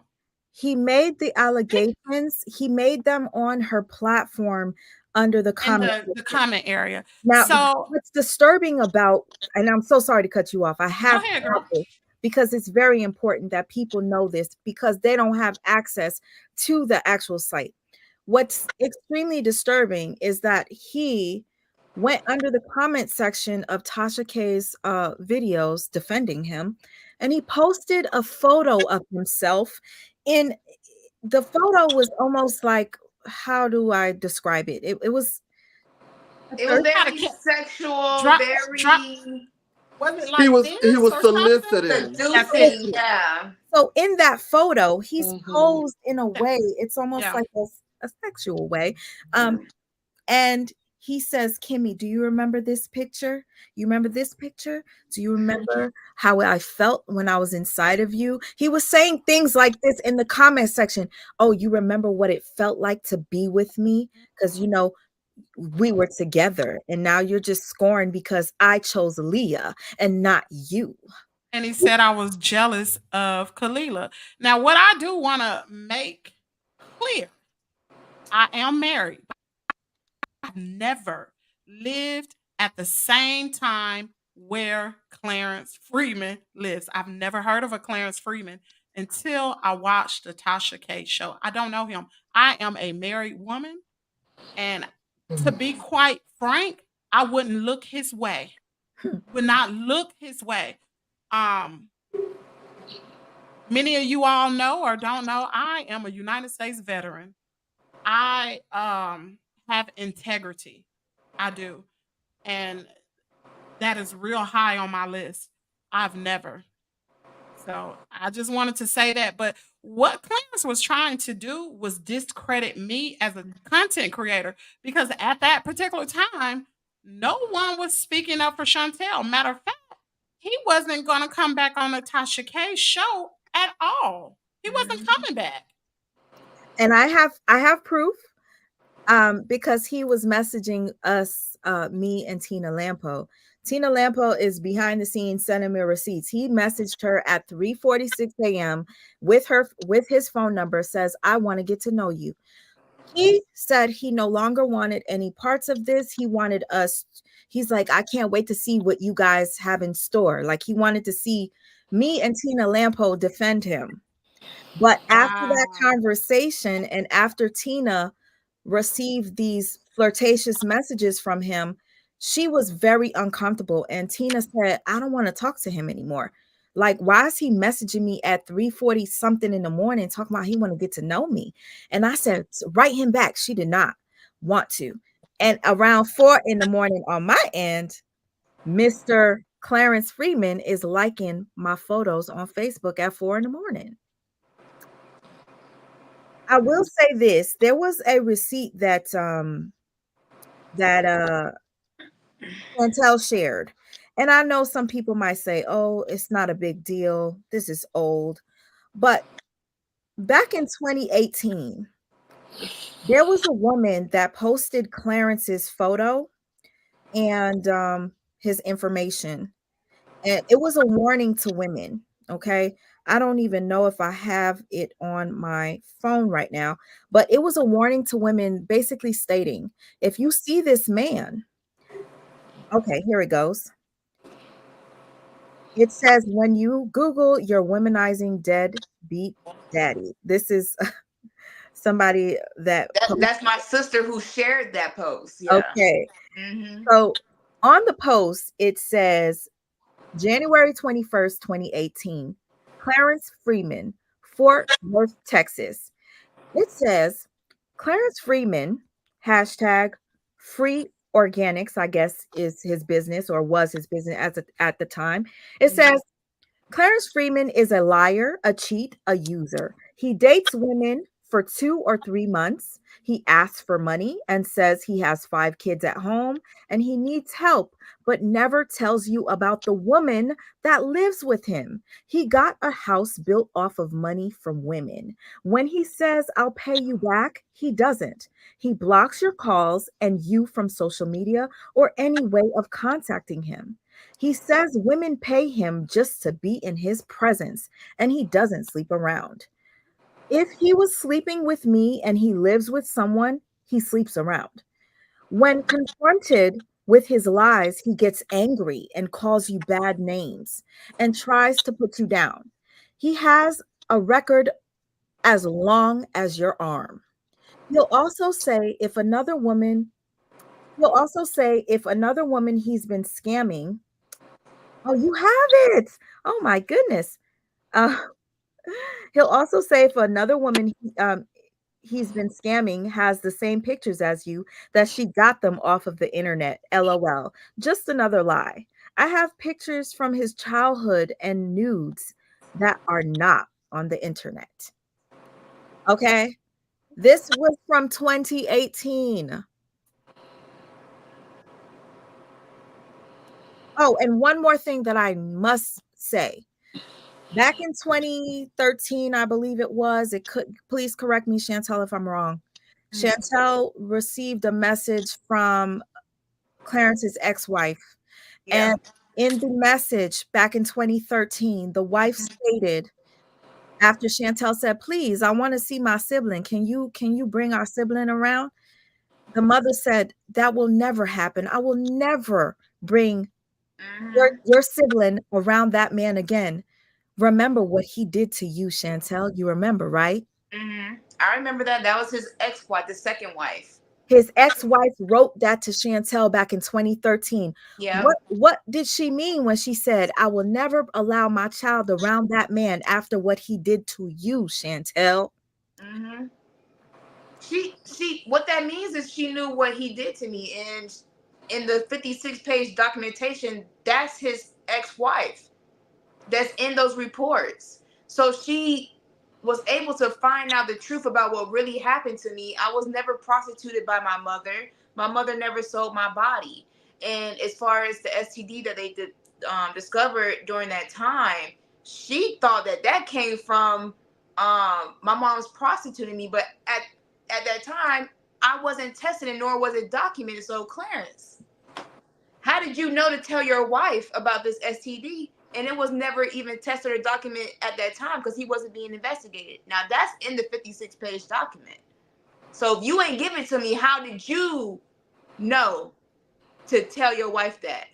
And he Exactly. ain't like it's And, yeah. and Lorenzo, I just want to say this to you, Lorenzo, because I know you stopped watching the interviews. Mhm. If you saw the preview to the last 2 episodes that Tasha K aired, there is a preview that shows um, Clarence Freeman holding a bottle of water and he's biting on it and he's showing that right there was in defense of the marks on his penis. That was to explain why he had marks on his penis at the time, when in actuality, those marks were actually That's it. The It was in outbreak. it was in a 56-page document. he was trying to correct. Okay, you know how we pointed out that he had an outbreak and he went to the hospital and he said that his private was zipped up in his zipper. He wanted to make an excuse for him having lesions on his private area. So Mhm. the excuse was to Tasha, yeah, she bit it like this and she went ah, and and I had to go to the hospital because she bit it and I had an infection off of the bite. That was his excuse for having lesions on his private area. Okay. But in the 56-page document, it documents that he went into the emergency room complaining of penile pain. And Mhm. that's when he was diagnosed with what he was diagnosed with. What he's pointing everybody out to know that his daughter's the one with said he has it himself. And And he's been sleeping with thousands of women, like he said. he brags about thousands, just like when And Tasha said, this was very disturbing, Lorenzo. I know you probably don't remember because this interview was a couple months back, but they spoke of him being uncircumcised and how, oh, Shantel lied to the police and said that he was uncircumcised. And Tasha says it would be really hard to suck an uncircumcised. And I thought that was very disturbing that she was referring to a 5-year-old by saying that's not, Mhm. it's really hard to suck a uncircumcised. And he was saying, "Oh yeah, he said I'm snipped, I'm cut clean." Thousands of women know it. Yes, you could ask them. It's thousands of women that know that I'm cut clean. Just bragging about the thousands of women that he slept with. so I want to make sure I bring this out. Clarence Freeman spoke about that Chantel does this all the time by telling her story, and she's also, from Clarence Freeman's mouth, stated Chantel has manipulated people for money. Now, I'm gonna ask Lorenzo, do you know of any time where Chantel has manipulated any? And you may not even know. And then if you don't know, Chantel, I want you to answer that question. Have you manipulated anyone for money? Have you had any GoFundMe's asking for money for telling your story? No, I have never asked anyone for no money. I have never created a GoFundMe. I have made that very clear on my Instagram that I did not create a GoFundMe. That is not me. I I'm not even the type of person to be asking for money because of how prideful I am. So no, I never created anything or asked anyone for any money. Now, I do want to say that before Amen. we did this live, I did check because, of course, I got to check. Hmm. I did not see any GoFundMe's. As a matter of fact, in the little group that we have, someone offered to Hmm. start a GoFundMe for Chantel for legal reasons, and she said no. I said Go no. ahead, Lorenzo. I've never heard of any money being transferred or even being suggested for Chantel or by Chantel. I never have. I haven't seen Chantel in forever, though, and I wouldn't think that would be the case. I think it's another form of deterring from the truth.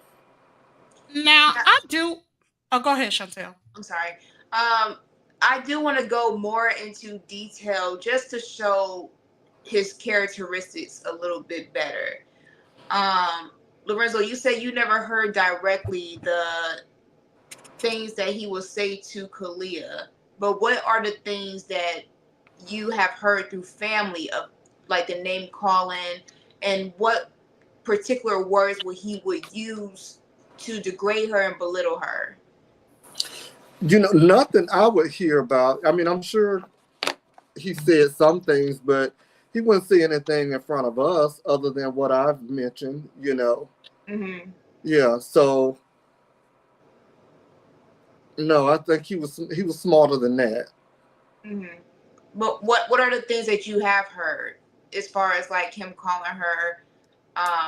Oh, he would just say she know I like light skinned women. This is Khila, the first dark skinned woman he done had, he done dated or whatever. He like light skinned.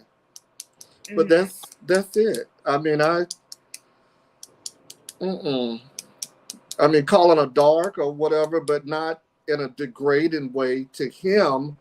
But it would be like, you're hearing this man say that you are not what he usually date, and you're a dark skinned woman. You're darker than I am. Mm-hmm. So, just one of his tactics of, degrading her, dehumanizing her. He has many tactics, I see. One He has thing. so many Go ahead. tactics. Oh, I'm so sorry, Kimmy. Go Now, I was ahead. going to say he has so many tactics. And one of them you mentioned when you spoke to him, he played victim and said, "I just want to take my life." Right. And I feel like that was a way of getting sympathy from you. Because when he was on Tasha K, he just kept saying, "I got so much on Shantel, she'll want to end it. I got so much on Shantel.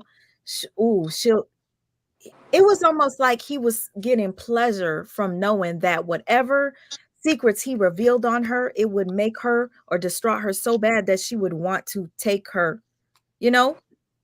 And the fact is, Khila, when asked from Tasha K, "Do you actually think that Shantel is capable of offing herself?" And Khila said, "Yeah, she will." Mhm. As if she did not give a care. She really showed that she does not like Shantel. And part of me is like, is it because Shantel was your competition? I don't know. One thing I want to take this back to Tasha K, because I have to use her own words against her. She said at the beginning of the interview, she said, when you're looking at people's character, how they move, ducking and dodging, and they are able to look you in the eye, especially if you are from Florida. You know a liar. You do not strike. Now she's talking to Clarence. You do not strike me as a liar. You do not strike me as a clout chaser. You don't even want to be here. Now, first thing I want to say is about liars. Now, many of us know who Jeffrey Dahmer is. He was a very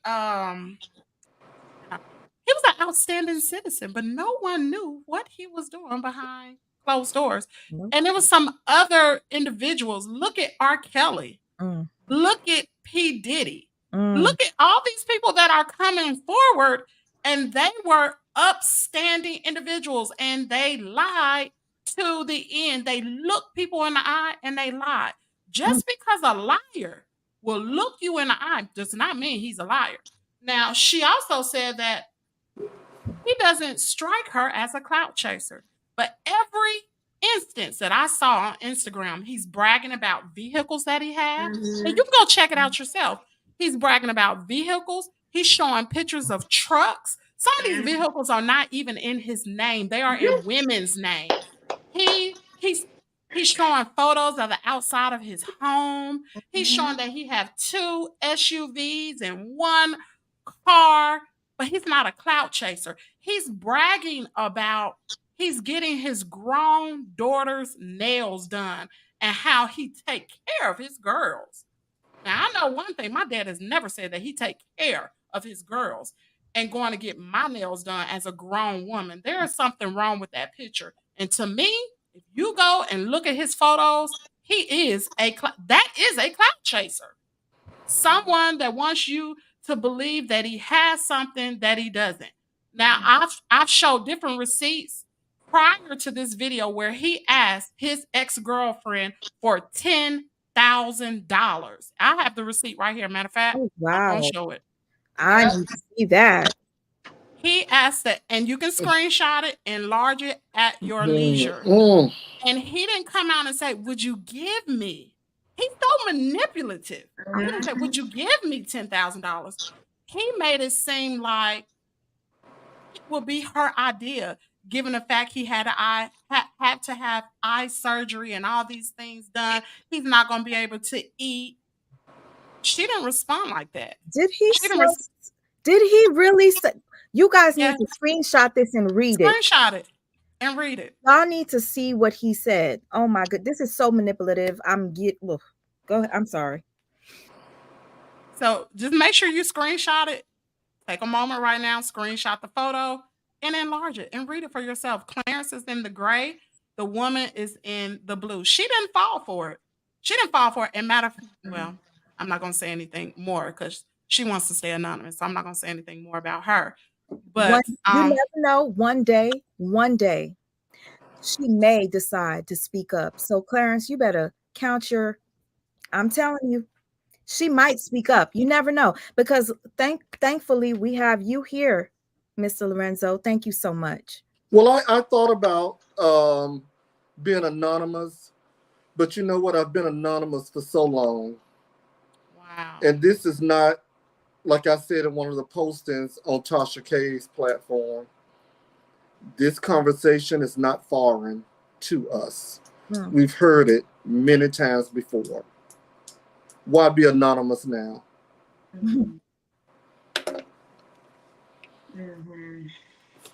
Ooh, wait.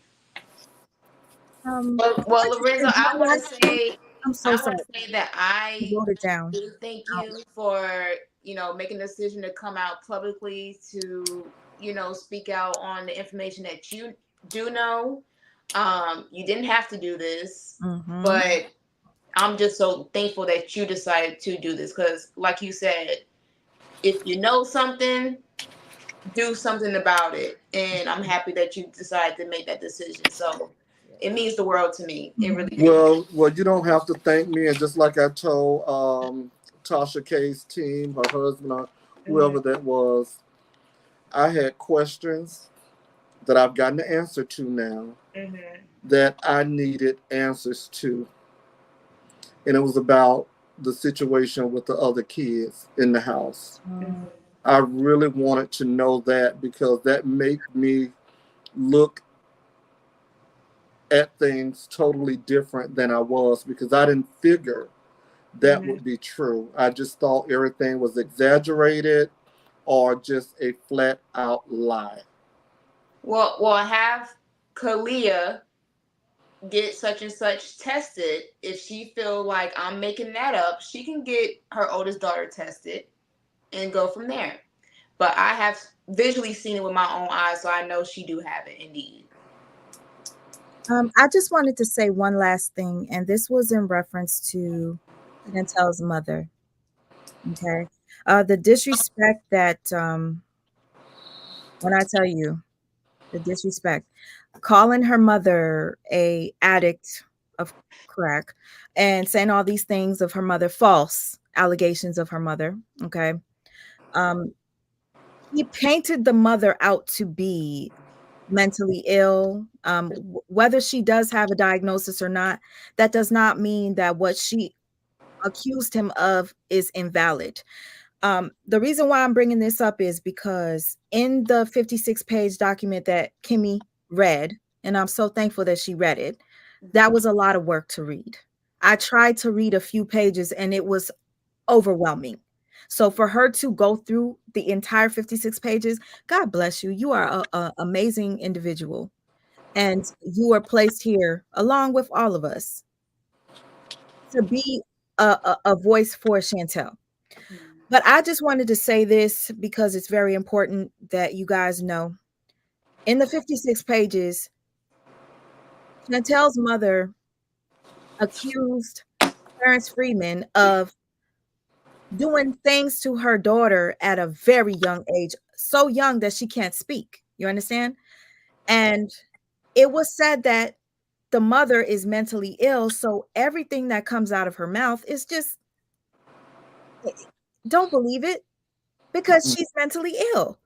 But now when we think back to Chantel's 18-month-old sibling that ended up in an emergency room after he was panicking and saying that she was banging her head on the wall and whatnot, here, you could have her back. Sores in the mouth, in the hospital, diagnosing her with said, disease and finding it in traces of it in her esophagus. Mm-hmm. It leads me to believe that the only reason why no other person has accused him is because he did it to them before they could even speak, before they could even recognize what is being done to them. So, with that being said, an 18-month-old with sores and lesions in her mouth and in her esophagus, it really makes me think that maybe the other children that have this going on their mouth experienced the same thing Shantel did. The only difference is he continued to do it to Shantel after a certain age. Her mother probably truly did witness Clarence violating her at those the ages that was placed in the document. Kimmy, can you remember in the document what age that the Chantel's mother accused him of doing said acts? At the age of 5, would you like me to pull up the document? I think you said Was it 5? I Hold on. remember you reading it. I think the mother stated she witnessed it when she was an infant, that he was putting his Hold private on a minute. in her I'm getting mouth. ready to pull it up. And while she's pulling that up, I want to comment on or respond to a comment I see. Breakbeat did tell Clarence that he can come on their platform and bring evidence to share his side, and I have those text messages. Miss Kimmy's World, she also gave the same opportunity to Clarence to bring him onto the show. Gave him her contact information to share any proof that he had, and he never did it. So that's not true. They did give him a platform so he can speak out and show his receipts, but he never did.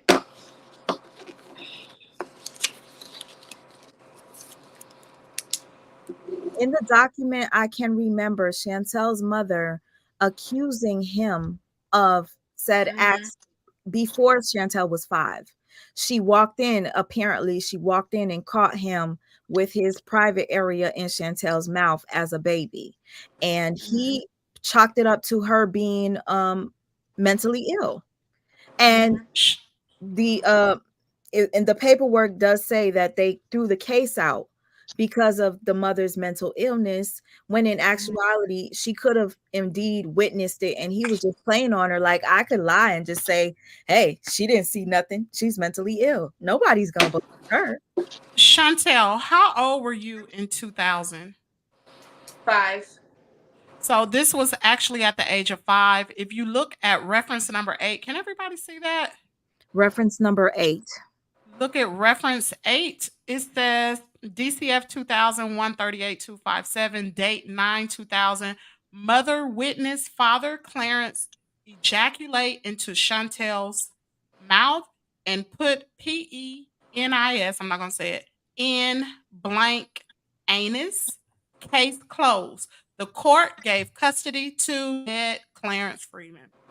And the reason why there's a black part that has been redacted because that is a victim's name.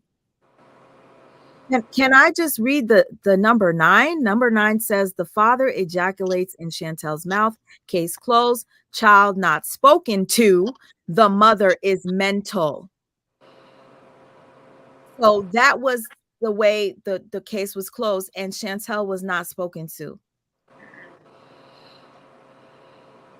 Because during that time, he was just, from what I remember, it was just oral sex. He would blindfold me and make me do oral sex to him. Now, like I told everyone before, when I saw these documents, that was my first time ever seeing those documents. So when I couldn't remember when I lost my virginity, it states there when they talked to me at 8 years old, I wasn't a virgin anymore. So that clarifies why I couldn't remember because I was so young. I'm sorry, I'm losing my train of thought. Yeah, because really if we take it back to the documents, and I don't want to really harp on the 56-page document because we've done that before. Yeah, But yeah. what I will say is, according to this 56-page document, Shantel was not touched sexually as far Mm-mm. as in her. She was still a virgin up until 7.5 and age 8 because they did um what am I trying to say? They did physical examinations and all that came back unfounded. She had not been touched. And you can go back and you can watch the videos and you'll be able to see where I went through the document. Does anybody have anything else in closing or It's any questions? just to confirm what you just said, while watching Tasha K's interview with Clarence Freeman earlier today, I did hear Clarence say that Shantel was tested 20 times, and it was proven all 20 times that she was never violated in a sexual way. And the fact that he stated that, but then accuses the mother of putting Shantel in harm's way and selling her and prostituting her at age 4 and probably younger, it just doesn't add up. How do you tell Tasha in her care she was tested over 20 times and all found it that she was never touched, to accusing the mother of prostituting her at age 4 and selling, her for drugs? It So doesn't. we do know that Clarence Freeman boldface lied on the Tasha K platform because in the 56-page document, it came out blatantly and stated because it blatantly stated that there was no prostitution. All that was unfounded. Case closed. Mm. She had not been touched. Period. Clarence got custody of his daughter at the age of 5. So I think some people have some comments. I do want to talk about this one. I know this came up in another one. Does Lorenzo know that Clarence's brother have worked in law enforcement for over 20 years? Well, I'll tell you, well, yes. Yes, I actually know Clarence's brother. I didn't know Clarence, but my mom had a sister that lived down the street from where Clarence's brothers lived in Monroe Heights in Riviera Beach. And we would have to pass their house to get to my aunt's house. And as we grew up, started getting older, bigger kids, we would often hang out with Clarence's brothers on his dad's side. 2 of his brothers. One of them is Clarence, one of them is Alex. Clarence and Alex. Not Clarence Freeman that we're speaking about here, but there's another brother. And his brother, Go ahead. Go ahead. I'm sorry. His brother Alex has been in law enforcement for a long time. As a matter of fact, he ran for sheriff for Palm Beach County a couple times. Sheriff. Yeah. So But there was he's a beautiful soul, though. He would be good in that role. I hope one day that he gets it, but I know 2 of his brothers. So there's another question. He was blindfolding her. Do y'all think he was selling her to other men at an early age and he was also messing with her? I would say no, because according to that 56-page document, there was no sexual abuse prior to age 7.5. Nothing. She had not been touched vaginally. You can answer that if you want to. And he was very Supermom. adamant with telling Tasha K that it happened at age 4. He kept saying age 4, and the reason being is because Shantel was in her mother's care at age 4. And it's very, very telling that the documents state that she was diagnosed with a genital, you know, STD at age 8 in his care. He says it's not possible because he was incarcerated at the time. No, it is very possible. Okay. Does anybody else want to say anything else in closing? Well, I had a premium comment to come through on my phone from a family member, one of my family members. And it says, make sure you say before you get out that seat, when he met Khila, she had some problems like any other young lady with kids did at her age, but no problems were like the ones she experienced after meeting him.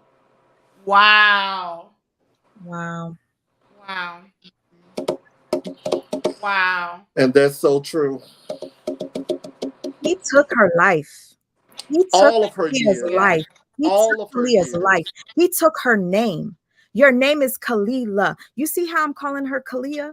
Her name is Khalilah. He took your life.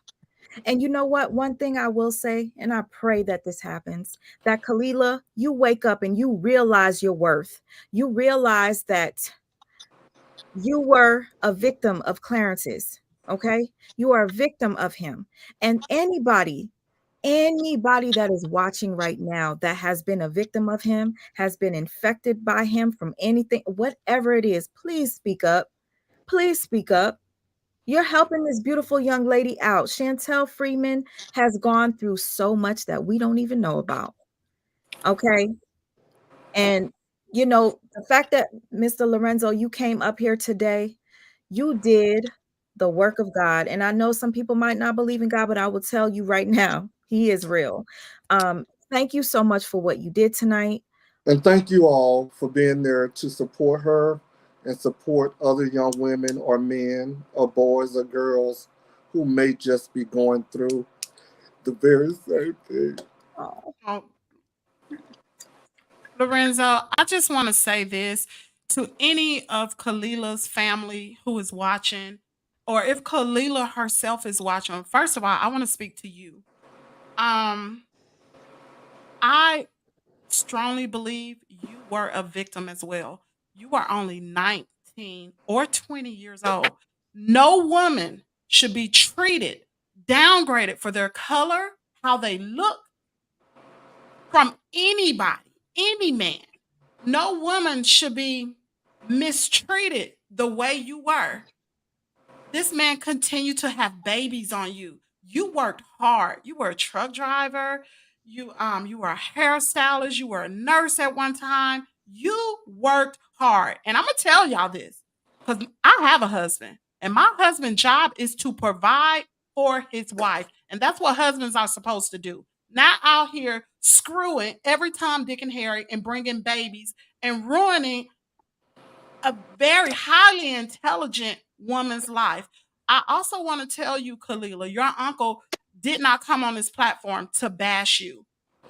Your uncle loves you, your family loves you, and I don't care what Clarence Freeman tells you that your family don't love you. Your family do love you. They just don't love what is going on with Clarence Freeman. That is wrong. And I know you went on the Top K show and you said you were getting a divorce, but up until this day, there's no paperwork that's been filed. From the research I've done, it takes 3 to 4 months to get a divorce in the state of Texas. it's been 3 years. I want you to know that your family loves you, your uncle loves you. He did not want to come on this platform, but no woman, not you, not Shantel, nobody should be treated the way Clarence has been treating her and you. So if there are any other victims who are watching this show, come forward. Say something. Do not let him get away with it. Oh. Trust me, there's a community out here that will support you. We have supported Shantel. It's been hard. When I tell you it's been hard, it's been emotionally draining for me. It's been emotionally draining for Sweet Ma and Tina Lampo, and there's so many other ladies in the background that y'all don't even see, that we communicate on a daily basis. But trust and believe, this story has affected a lot of people and it hurts. So if you yourself have been abused, if you yourself know of someone that has been abused, just like what we started this show, if you see something, say something. Here's the hotline. Make sure you write this number down, 1-800-656-4673. This is the National Sexual Assault Telephone Hotline. Make sure you put it to use, because just because, as you can see, a lot of people don't.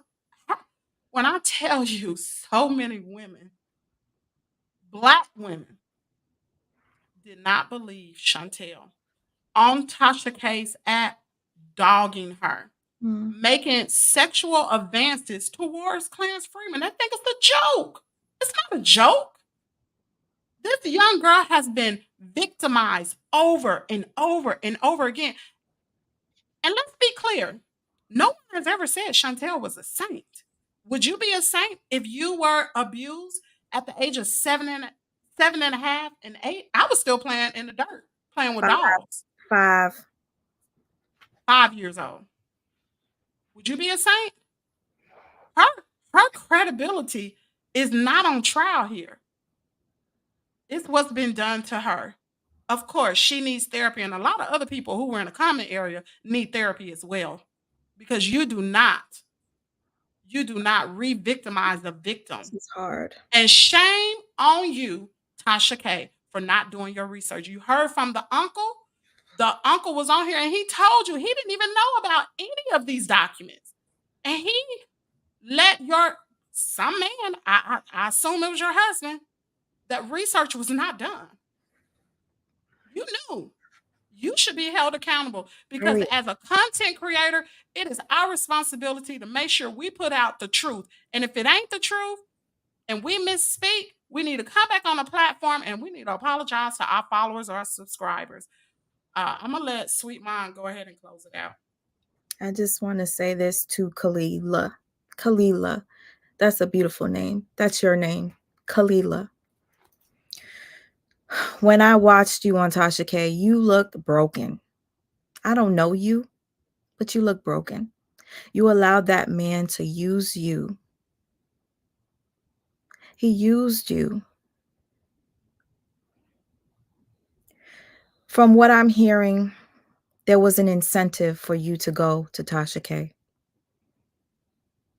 If this man did not give to you what he promised to give you to go on that show, that is further proof that this man has used you. You are a puppet to him. But why are you allowing this, Khila? Why? You're so much better than that. I can see the brokenness in you. I can see the anger that you hold in your heart for Shantel, but it's not Shantel's fault. If Clarence had ever made you feel less than a woman and put favoritism on Shantel, that could have caused you to feel some sort of jealousy. And I'm not, I don't want to make this assumption, but it could be. Just pray about it. I promise you. Pray about it. Ask for your heart to heal. Shantel didn't do anything to you. Shantel was a victim, and so are you. Khila, wake up. Wake up, Khila. Wake up. Love yourself. Over 20 years of loyalty to someone who has never once been loyal to you. Khila, wake up. And thank you again, Miss Kimmy, for this platform. Thank you again for all the work that you do. So many people reach out to Miss Kimmy for a reason, okay? We are both being used as vessels. Thank you to Tina Lampo. Had it not been for you, I wouldn't be on this story.